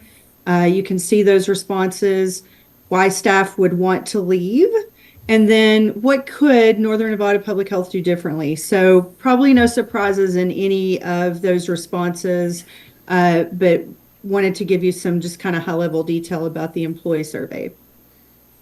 So once we came on site, we did a focus group at the 9th Street location. We had 21 CCHS program staff from across the division participating. I have to commend Lisa on getting all of those people there across the division so that we got a good sampling from everyone. We asked questions about communication and culture. As we did the employee survey, those were the two things that came to the top as far as having less positive responses. So these are the questions we asked during the focus group and really wanted to figure out from the team what were some of those areas, what were some of those issues that could be worked on by the CCHS leadership team. Another thing we did was we talked to external stakeholders. It's very important to know what the community, what the people you are working with, what they know about you, what they think about you. So, some of the questions we asked are, what do you think about Northern Nevada and CCHS and the services they provide? It was interesting that several of the stakeholders we talked to were like, are you talking about the health district, Washoe County Health District? They didn't really know the Northern Nevada Public Health name. And I know that's a more recent change, but it just wanted to point that out. It was interesting. So I'm glad you're not changing your name again, because that would probably cause a lot of confusion. But some of the feedback we received from those external stakeholders, and when I talk about external stakeholders, I'm talking about other healthcare providers in your community that are providing services. Maybe they refer to the health department. Maybe the health department has a relationship with them, or the CCHS division has a relationship with them. And so, wanted to get their feedback. So really focusing on screening patients, connecting them to care, providing care coordination, certainly continue the TB screening, prevention treatment, focus on health education and outreach, and then really being that convener, finding those gaps in services, collaborating with others. And then a lot of people, since COVID, are all thinking about what's the next pandemic or what's the next thing that's going to happen. I know emergency response efforts are in another division, but I also know CCHS was instrumental in providing, COVID immunizations and getting out there in the community. So thinking about the work with emergency response to make sure there's capacity in the future. And then reducing barriers to collaboration was something else that was also brought up. So our observations happened on, one day that we had at each site to observe current workflows. So if somebody didn't have patients that day, or they had no-show patients, whatever that may be, then we spent our time talking with the staff, walking through workflows, pretend I'm a patient, where do I go next, that sort of thing. And so we looked at what is currently happening, or what was currently happening in early December when we were in Reno. And we organized our observations by clinic management, clinic care model, physical space layout, all of those things that you see there. I'm not going to read them to you, but that is how we completed our report so that we could show what those observations were. So our overall observations, if you've seen the report, if you're going through it, we defined those roles into communication, culture, human resources, finance and data, quality and risk management. And then we went through each program and service line and did an overall observation and recommendations on those. So as Aaron will attest soon, there were lots of recommendations in different areas. They did focus on each area of observation. Some are overall organizational, divisional recommendations. Others are more program specific. We took those recommendations, aligned them with the NMPH strategic plan priorities and goals that have been set, and tried to make sure that there was a clear alignment between what we were recommending and what the strategic vision of the division is as well. And then we reviewed current productivity and program expectations. Some of our recommendations are about adjusting staff to meet current demand, creating more patient-centered workflows in clinics, evaluating the clinic-based services. Are these better served in the community versus being in a clinic setting? And then reviewing opportunities to leverage technology in service utilization, client convenience, and satisfaction with programs and services. Reviewing community partnerships and service referral patterns. So how many people are you getting referred into the agency? How many are you referring out? Those sorts of pieces. And then looking at your current organizational structure for programs and services to deliver that clinical supervision. And again, right sizing what that's going to look like. What we found doing these over after COVID is that some organizations haven't right sized after COVID. I didn't find a lot of, I don't want to make it sound like there was a lot of extra staff, because that's not what I'm saying, but some organizations and what we've noticed is that they haven't looked at that after COVID. And so just making sure, I think in most situations, those volumes may not be coming back after COVID because people have found other service providers or they're looking for services to be provided in a different way. And then lastly, what are the next steps, where to start? Erin's going to talk about the action plan, but I do want to emphasize that some of the recommendations we made were already in progress. They were things you were already doing, or they were happening maybe in a different way, but they were out there. Certainly focusing on the areas that affect all in the division around communications, culture, administrative functions, and then creating kind of that short-term versus long-term vision of where do we start, how do we get started, what are things we can address now, what are things we address next year or even 2 years from now. And then sharing those recommendations and changes, which I think is what Erin is getting ready to do, but based on plans by division leadership. And then once you make some of those decisions, then bringing in the managers, to create that buy-in, to make sure that everybody has a clear direction on anything that you're going to take action on. And then again, communicating, that whole communication piece, it's not just internal, but external to those stakeholders once a work plan is developed, or if there are changes that are going to happen with any of your services or any of the things that you're doing in the CCHS division. So that is my brief presentation. I know Erin's going to talk about the action plan, and I'm happy to answer any questions after the fact too. So thank you so much for your time. Thank you.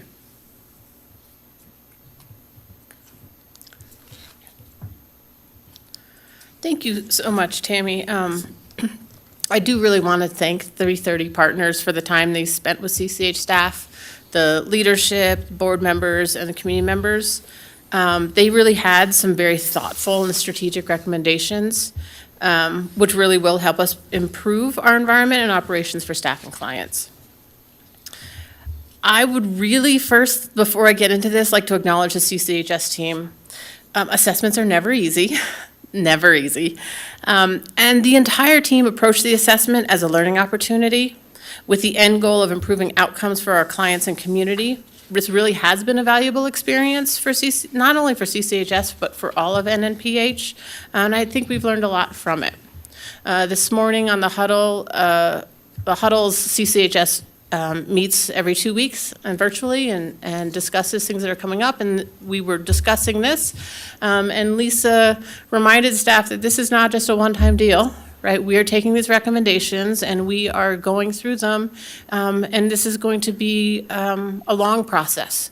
And we are going to make changes and we are going to build on our successes, and when we make a change, we are going to reevaluate and we're going to see if we need to make a change on top of that. So it really is committed to the long-term outcome on this. So the recommendations, you've heard from 330 Partners about the components of the assessment and their recommendations. So CCH staff did spend a lot of time reviewing these recommendations, and they've developed the action plan, and that action plan should be in your packet, so you have the full plan. We are happy to answer any questions. Lisa is also here to answer any questions. There are some recommendations, and she's already gone through all of these, but I do want to highlight there are some recommendations that are impacted by Washoe County structure, such as human resources that are challenging to change at the divisional level. So there's not going to be a whole lot of focus on changing that structure, but instead changing what we can do within that structure. For example, a recommendation of the hiring process and per diem staff members. So we can ensure that all of our staff members are aware of vacancies as they become available and the hiring process and encourage them to apply, but we cannot limit applications to just our current per diem team. So there's some recommendations such as that. The three areas that we'd like to highlight are communication, staff safety, and program and services. Communication was identified as an opportunity for improvement. There were several recommendations for communication. We are committed to working on all of them, but I want to highlight just one in particular, and that's the CCHS Internet. One of the comments was it was really hard to find policies and procedures, at least the most updated ones. So to alleviate this, a SharePoint site was created for the division. Staff can utilize the site for quick access. Its policies, procedures, forms, upcoming events, everything is in one central location. And additionally, a questions and feedback form was implemented and is on the site. So this is really small, and I apologize about that. But in the communications, there was a recommendation to have multiple ways for staff to communicate with leadership. So there's an anonymous online form. Staff can ask questions or provide feedback on the electronic form. It goes straight to the director, Ms. Lotritz. Staff have the option of providing their name if they want to talk further, and she will follow up back up with them, or they can remain anonymous and just share their concerns. This is also on the intranet site. Questions and feedback, they were introduced, and all staff have been made aware of this. Lisa checks for responses every day, and I'm happy to say the form has been utilized. And so it's a nice addition for the team. Staff safety was referenced in both quality and compliance sections of the recommendations and in the programs and services section. So we wanted to highlight this. Staff safety is extremely important. And while we have many measures in place, such as panic buttons at the check-in counters and in the exam rooms, their recommendations encourage us to investigate other safety measures, such as panic lanyards, a safety protocol for off-site outreach activities. And so the team is in the process of reviewing safety protocols for on-site and off-site, and they're adding consistent safety procedures for off-site and outreach activities to all protocols. An active assailant training is now scheduled for July 10th, and a security assessment was completed by the county security administrator last week, and the recommendations are going to be implemented. So we're taking that one obviously incredibly seriously. Under programs and services section of recommendation, CCHS was encouraged to determine which clinical services and programs should be provided while considering mandates, public health requirements, current grant funding, and grant contract cycles. This is a big one. This is an ongoing activities. We do this kind of somewhat every year because we have a well-defined budget process, which is followed, every division follows it to ensure consistency. The current CCHS budget process considers federal, state, local mandates, available grant funding, public health impact, and existing community resources. These considerations are made annually during the budget process and as grants are implemented and completed. So this happens multiple times as that occurs. CCHS does partner with multiple community providers and is committed to exploring the potential for collaborative relationships for clinical services. So that one is definitely ongoing. Continuing with program and services recommendations, the Family Planning Sexual Health Clinic has implemented changes to address staffing needs, program expectations, and to assure an effective workflow. To increase appointment availability, appointments are now available on Wednesday mornings. They weren't prior. Providers are now staggering their lunches to ensure appointment availability.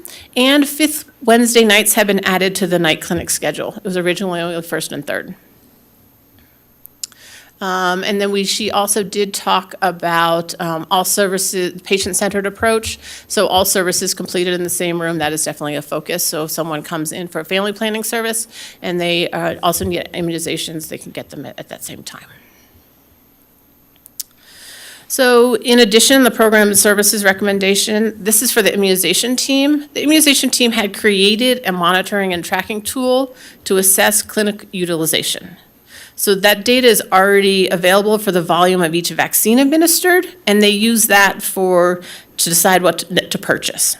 So now this enhanced the tracking tool, and it looks at appointment availability, walk-ins, no-shows. The areas highlighted in red indicate the highest percentage. The chart here that no one can see, I apologize for that, is for the month of April. And it shows that Mondays have the highest reschedule, cancellation, and no-shows, where Thursdays and Fridays show the lowest. So they're going to continue to use this information to guide staffing and clinic times. I do want to let everyone know that the recent construction and road closures have greatly impacted our no-show rate. And so it was most significant when they shut the gate to the entrance off of Wells Street. So this is something that staff are going to be continuing to monitor and understand that we may have had some external factors that we might not have after the rodeo is done, potentially. So I've provided just a couple of examples from the action plan. As we stated, staff have and will continue to work on improving service delivery. They are committed. I do, again, want to thank CCH staff for embracing this assessment, being open to making the changes, and both Lisa and myself are open to answer any questions that you may have.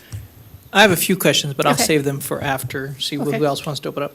But I do want to say at large to remind all of us that in itself, some of this, we really put this at Chad's feet. And I say that is that he's responsible is much more, I mean, I appreciate Lisa and I appreciate you, Aaron, but we have a director who gets to take all this, but we do get to speak into it.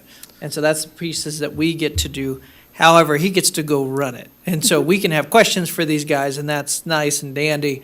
But in the end, some of the things you're even talking about are for our director to really listen and hear. And so as we do these evaluations, it's not to come and try to tell Lisa what to do, Aaron what to do, and we get to come and say, hey, so look what we're finding, and he can write it down and say, got it, because he is our employee. I just want to make sure it's real clear as we walk through these evaluations, and anybody else going to be evaluated next, that's what this is about. So just so it's really clear, he is who you work for, and then he's who we speak through. Okay, with that said, I'm going to open up the door to conversation. Please, Ms. Garcia. Thank you, Mr. Chairman. I appreciate your time, energy, and effort going through this process. It's not easy, but your willingness and your openness is really a testament to who you are. So I just wanted to say thank you for that. I'm relatively new to this board, and I think maybe I have more anxiety than most about it, but is CCHS, out of the divisions in the NNPH, is it more grant-heavy than some of the other divisions? You're shaking your head, yes. Can you speak to that? I honed in on the finance and revenue section of the report, and I guess my question is for our presenter that did the study and has seen other health districts throughout the country, is that a pretty common trend to see this particular division and work be so grant heavy? And you have this like moving target of funding sources, and I know I've been in several meetings with you. It's just like on a monthly basis, like, oh, we got news about this, and now this is gone, and now we have to adjust here. And it causes me anxiety, and I don't know if I should be this anxious about it.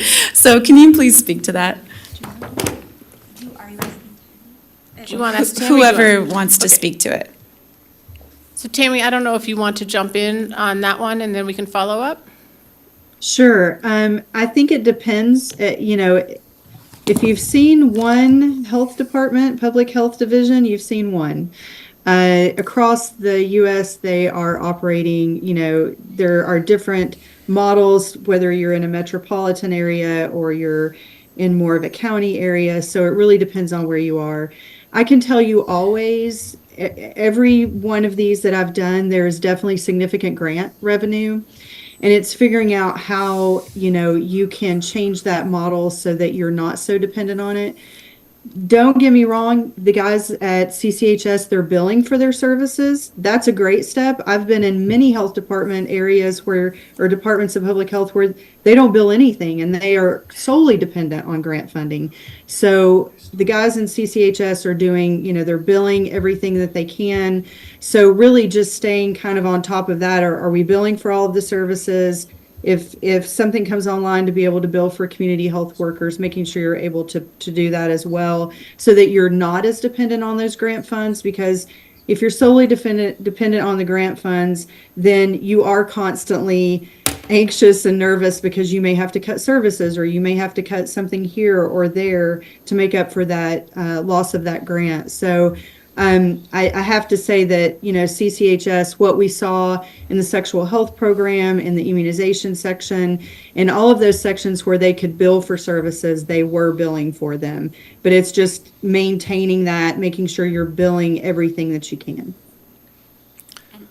But grants will never go away. Let me just say that. Grants will never go away. Lisa Lottridge, Division Director for CCHS, for the record. Yes, it is anxiety provoking. I have it all the time. And I think that's one reason why we utilize the number of per diems that we do, because the grant funds, it seems like they're just ongoingly flat. And so I don't have the funds like when we have COLAs or there's Corn Ferry. It really impacts our programs. So using per diems, I can do that, and I can have them do that direct service delivery and know that if I need to back off, I'm not going to lay off a permanent staff member. But then that is difficult because they're not there every day, and so the communication, we find that as a struggle. But yes, we are very reliant on grants, and I don't know the answer how we can fix it. Thank you. To add to that anxiety, many of the things that they deal with are mandated. Yeah. They're not just essential. And so we support them through that. So it is an annual budget thing that we're always considering. And when you do get down to sometimes it is, well, we're losing the grant funding, and that's the question. Is this essential? Is it mandated? And with many of the services they provide are mandated. So it's always a struggle, but it's something that is managed. So. You have a question? Any questions? So I have a few. Dr. Clacking, do you have any questions? I do not. Okay. Let me go through a few things that I kind of just make me think, or interests, I would say, because again, I'm laying it over here. They're questions that I'm saying. I also have a concern about anybody doing any work outside this building of safety. Our staff is his number one thought, but they're also my number one thought of what we're doing. And I think it's interesting that we're sending people into the unknown, and are we doing it correctly? It's always something I'm wondering, especially during COVID when we were running out and doing this and doing this. I'm always like, we're doing what? So, and it was great that we did, but it definitely gives me heartburn a little bit. I also, when I think of where do questions go, one of the things that makes me think I'd be very interested that the questions that you're getting also go to right here. And it might be happening, you just didn't mention it. And so to me, I think that that's appropriate because sometimes, and I've seen it in my own city of Sparks or whatever, people feel like it hits some threshold and it never gets to there. So I think it's really important that questions, because one of the goals of any of this is to make sure we're just bettering ourselves. If somebody has something to say, bring it on. I mean, I say that to anybody. You want to write me a note? Please, I'll hang out with you. We'll sit and talk. We've proven that. I'm happy to do so. But if we don't know what's going on, we can't help it. So do you have something you want to say to that? Yes, we do. So under our intranet, we do have the questions and feedback form, but we also have Ask Chad. So there's that avenue they can use this one for internal, and it's mainly like what I've seen so far is mainly more process oriented. But I know we have that one as well, that if it's open, I don't know if that one goes directly to Dr. Kingsley, but that they can do either, both, whatever they choose. Oh, I And I appreciate think it. there was a recommendation from Tammy's group that we put that on, I can't remember, we added it somewhere. Oh, on the, our newsletter. So that was added to the newsletter, so it's just at the forefront of everyone's mind, so that they, oh yeah, there is Ask Chad, and I can ask this question or give him this feedback. Because I just think that's crucial, and that's something that I would encourage Dr. Kingsley to keep open is, I don't even mind, I'm meeting with him, and he comes and he has complaints from people. That's normal. If we're doing things, we have things going on, how do we fix it? How do we grow? How do we do it better? The other thing you mentioned is that we're doing same room evaluations. It makes me go, do we have enough space to do that? That actually has to do with the Board of Finances. And I can speak to that more. We were having, this is in sexual health, clients would start with the APRN, and then they, so having our staff work at the top of their license, the APRN would do what they needed to do, the assessment, the history, and then that client would then move on to a nurse that could do the testing and the treatment, and the APRN could then go on to another client, just so we're maximizing our staff. We were having them move to the nurse room to do that testing and treatment. Now, we have little carts, and we bring everything to that client. So they're not having to travel, we are. Are we doing good with space? Do we need to consider ourselves thinking we need to grow? Is there room efficiency? I think we're okay right now. Okay. Yeah.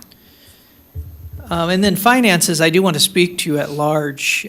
This is part of where our state funding we're pushing for, because COVID, clinical epidemiology, all of those things fall into what these finances are really looking at, making sure as we look at them. And so to answer some of the financial, we are trying to balance out with some regular funding on a regular basis. And that's Dr. Kingsley's job to do that. So I'm looking for, I'm just kidding. It is definitely a goal of ours at large. We all working on this together to make sure we get there. And that's cool. Well, those are my main questions. I would say, is there anything you'd like to put into this conversation?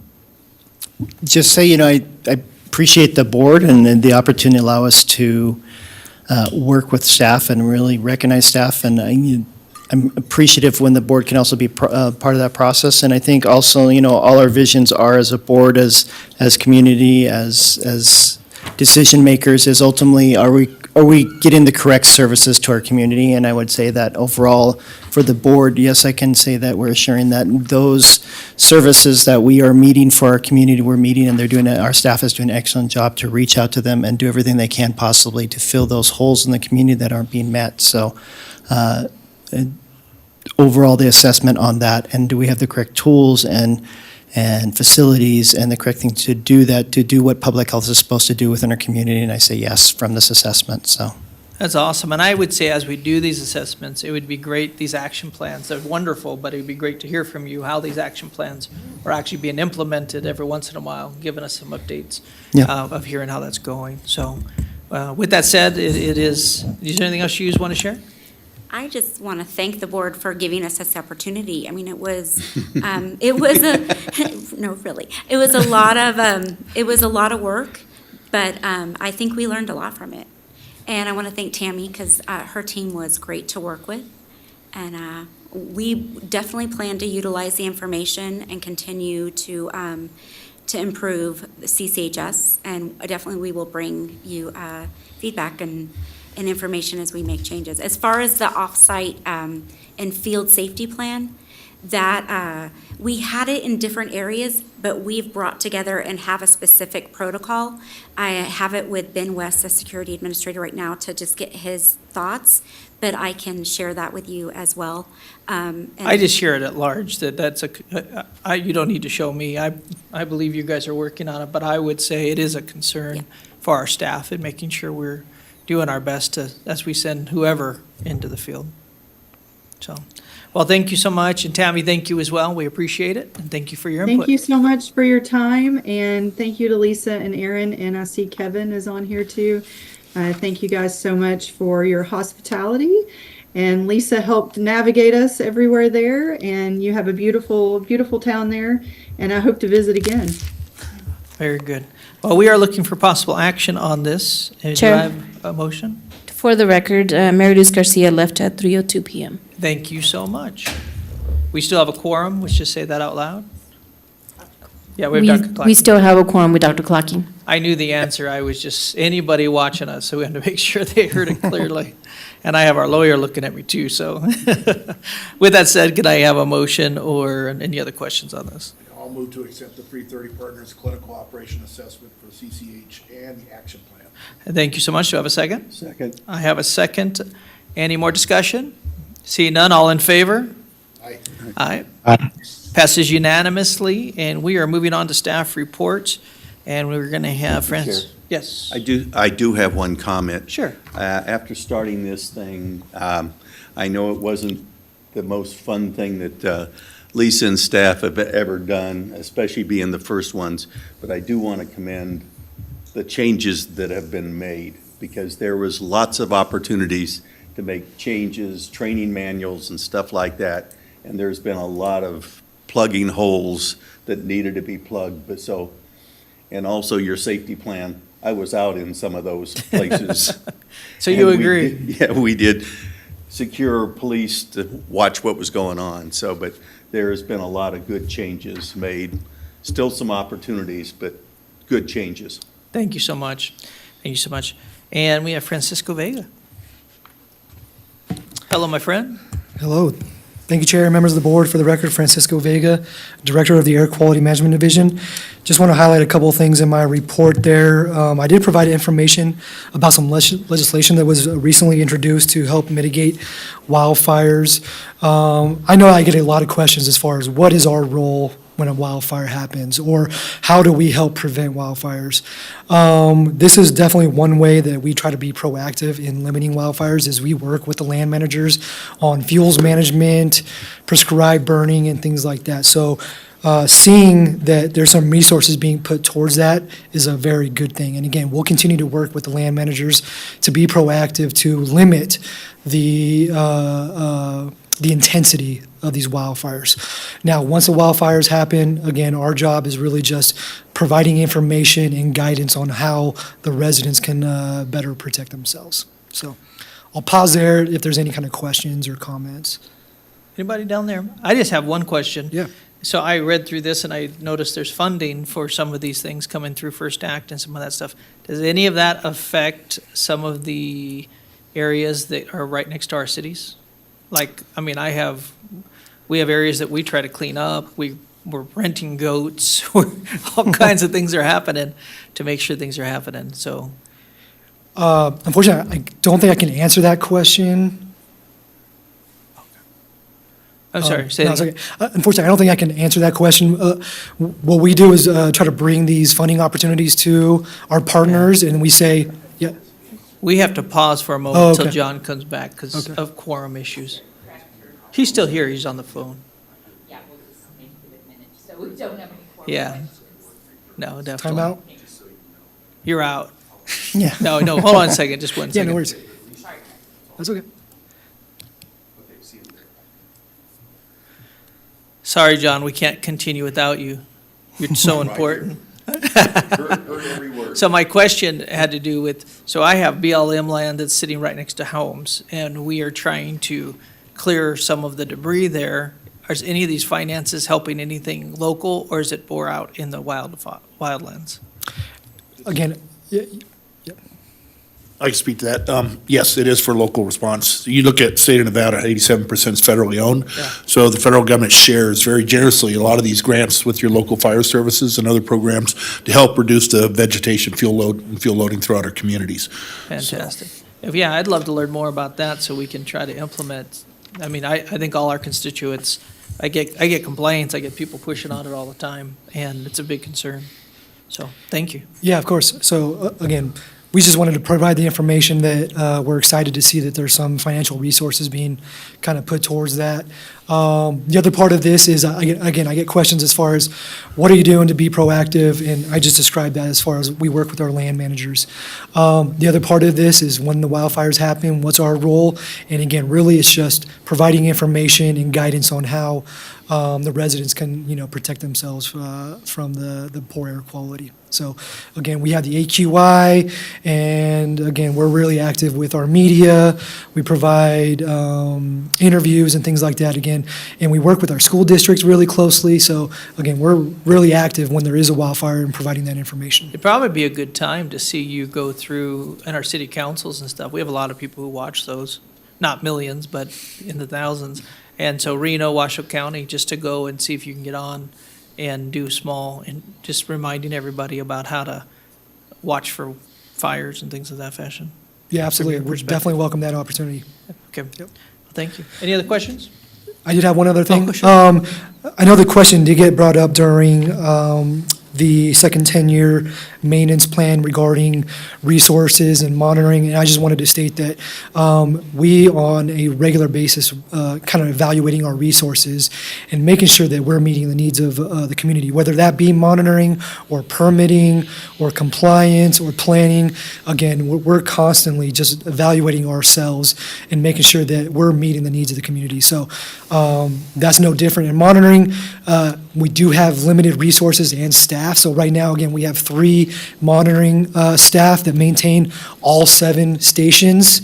That's on top of the Verdi station that we're working on constructing right now. But again, we recognize that our community is growing, so we'll continue that effort as far as where can we adjust to better meet the needs of our community. So I just wanted to state that. Thank you so much. Yeah. Good update. Thank you. Thank you. We are moving on to Miss Lisa Latritz again. Come on down and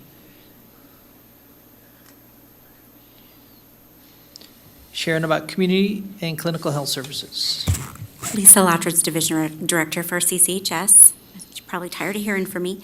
The only other thing I wanted to add is we are billing for community health workers.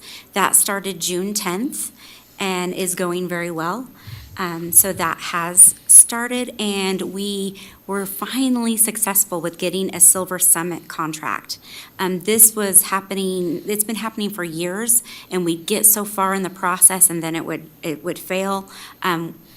Kara Roseborough was she was successful, and we have an active contract with them now. So we have 12 active insurance contracts. Oh, very good. And I think that's all I have, but I'm happy to answer any questions. I would just like to point out the fact that we can bill for community health workers is rather unique in the nation. It's easy for hospitals with billing and doctors, and nonprofits because they tend to have billing structures, but public health has always been a struggle, and we've reached out to the federal government for that. But the fact that Lisa and her team have been able to actually get to that is ahead of many, many other public health departments. It's a hot topic right now. It's a great evolution of what's going on with community health workers, but the fact that they've already got the billing for it is a great step. I just want to point out that whenever we're saying tobacco, we're including vaping in that. Is that just assumed? Oh, in the, When you say that, we on here it says risk factors of tobacco use and exposure because you're doing all that. I only say that because there are some people who don't see themselves as smoking anymore right. because they're doing vape, but it is a big problem. yes, and our vaping activities will be improving after July 1st, as we will have a staff member devoted to that. But Fantastic. yes, it does. We consider tobacco and vaping All as one. one, yeah. Thank you very much. That also brings to light a little bit what Commissioner Garcia had said, is that all the grants were just focused on tobacco and they didn't have vaping including, and we've all been trying to evolve to that, and it's been a challenge, but there has been progress on it, so. Thank you. Yeah. Thank you. Okay, thank you. And Robert Fida, come on down.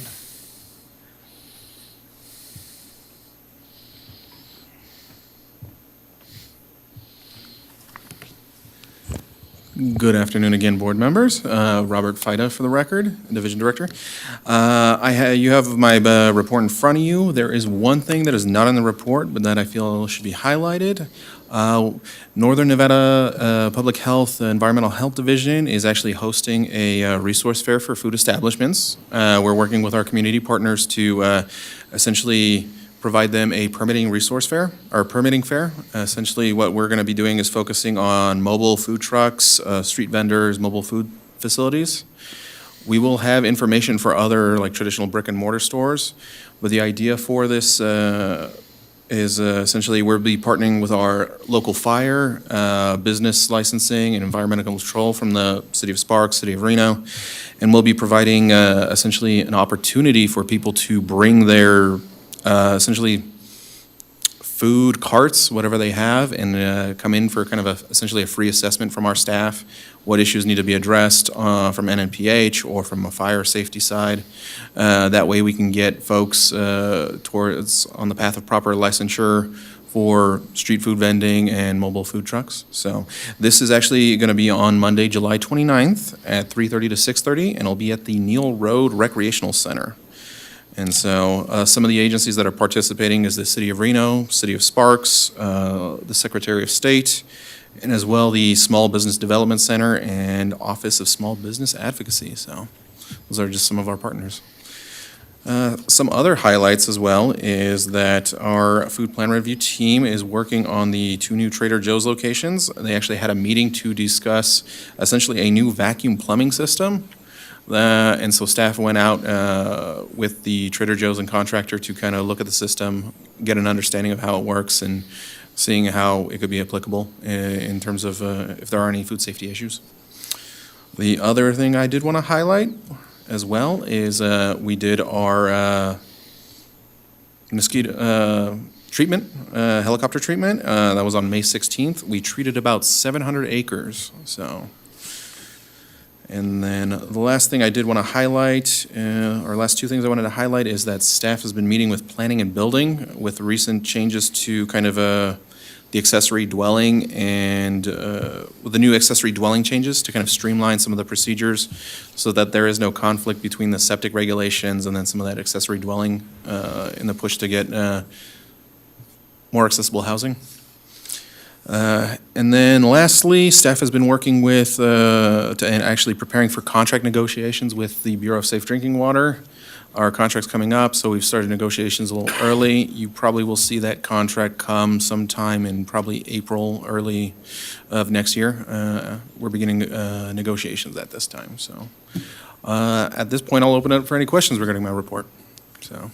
I don't see any questions, but I did want to say I'm big education first. If we can get out in front of training people, I really appreciate that. That represents our goal from this board. So thank you for doing that. Please let your staff know, yay. I'll let staff know. They're the ones taking care of this, so. Appreciate it.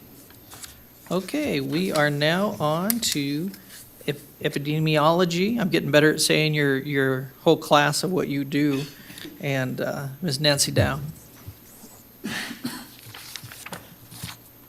Good afternoon, Mr. Chairman, members of the board. This is Nancy Dow, Division Director of Epidemiology and Public Health Preparedness. You have my report. I don't have anything to change or add, but just some more recent highlights.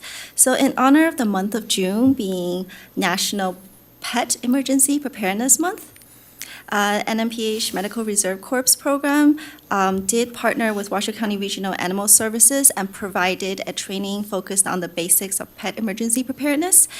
So useful tips such as microchipping your pet and having enough food and water, medicine for at least 3 to 5 days were shared with those who were in training. So for most, pets are an important member of your family and should be included in any family emergency plan. And in attendance for this training, there were participants from our MRC volunteers, CERT, and NNPH and Washoe County staff. This session is part of a larger series of trainings offered through the MRC programs throughout the year. We give training generally covering emergency preparedness and response topics such as psychological first aid, stop the bleed, active assailant, and to date of this calendar year, we already had 7 trainings that were hosted hosted, with another 10 being planned for the rest of the year, covering additional topics such as our point of dispensing and then CPR first aid. And these subject matters are valuable for volunteer responders. So in addition to our MRC responders, available spots were also offered to CERT and NMPH staff as well. And then in epidemiology, as always, we have multiple epi news and reports publications that are made available on our website. Something to check out on our website more recently for highlight is that we posted the 2022 Community Antibiogram in the month of May, which include consolidated tables summarizing the susceptibility of organisms to different antimicrobials. These are useful resources to refer to for clinicians and for infection control practitioners, microbiologists, and just those who are interested as researchers or for themselves.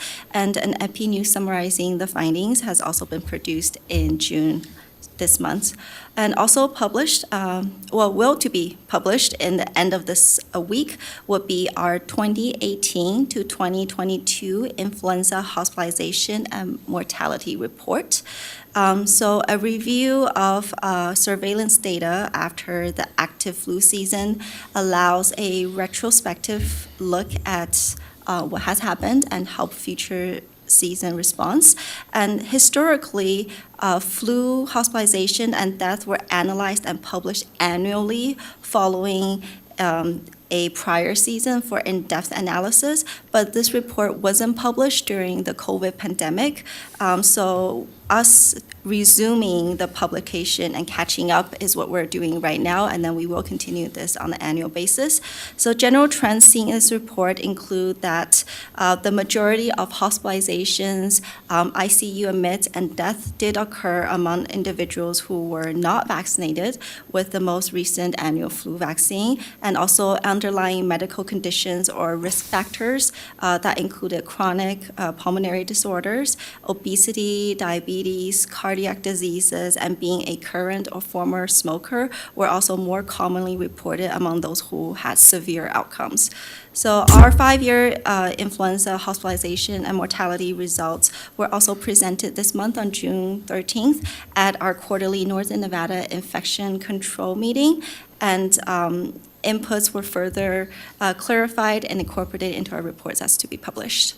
That's all my updates. I'm happy to answer any questions. Any questions? Yes. I do have a question.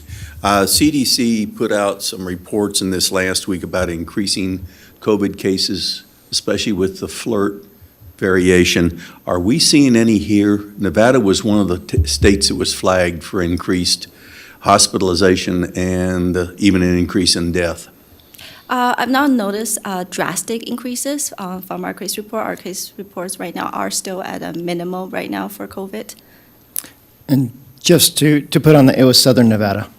They got hit very hard, Just but wanted we to have make not sure. seen it here, so we're very aware of it and crossing our fingers. Now, you've said it out loud, it's not going to happen, hopefully, so, but we are very aware of it, but it was Southern Nevada that was extremely noticed there, but we have not had an increase in the hospital there, so, thank Okay, you. good, thank you. Thank you. Very good.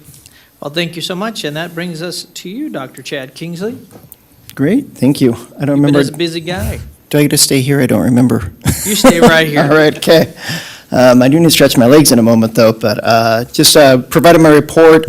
For my report, I'd just like to, per transparency, who I've met with, so, which have been many, but just for my onboarding community connections and everyone I've met with, as well as staff-wise, how I'm meeting with staff and who I've been able to meet with over those times. I've been gone out on environmental health inspections, be moving in, continuing that, as well as air quality coming up. I've met with, spent time with Vital Records and our government affairs coordination, and as well as workforce development. So things have been going wonderfully during my onboarding. So met a lot of people, though. So overall, just as well as event attendance in UNR. But I do want to just bring to the board and to the public that I did with my government affairs. We did present to the Board of Examiners, and the governor does sit on the chair. Aaron Dixon and I went and presented. I did the public comment for Nevada, and then many of the district health officers from additional counties presented, and this is for SB 180 fund, one-time funding. The governor did ask some poignant questions. It was great to see that interaction and participation. All measures passed, and then we'll be continuing forward to seek more sustainable funding through SB 118 in the future. But just wanted to acknowledge both Aaron and I's participation in that. And then just continued onboarding.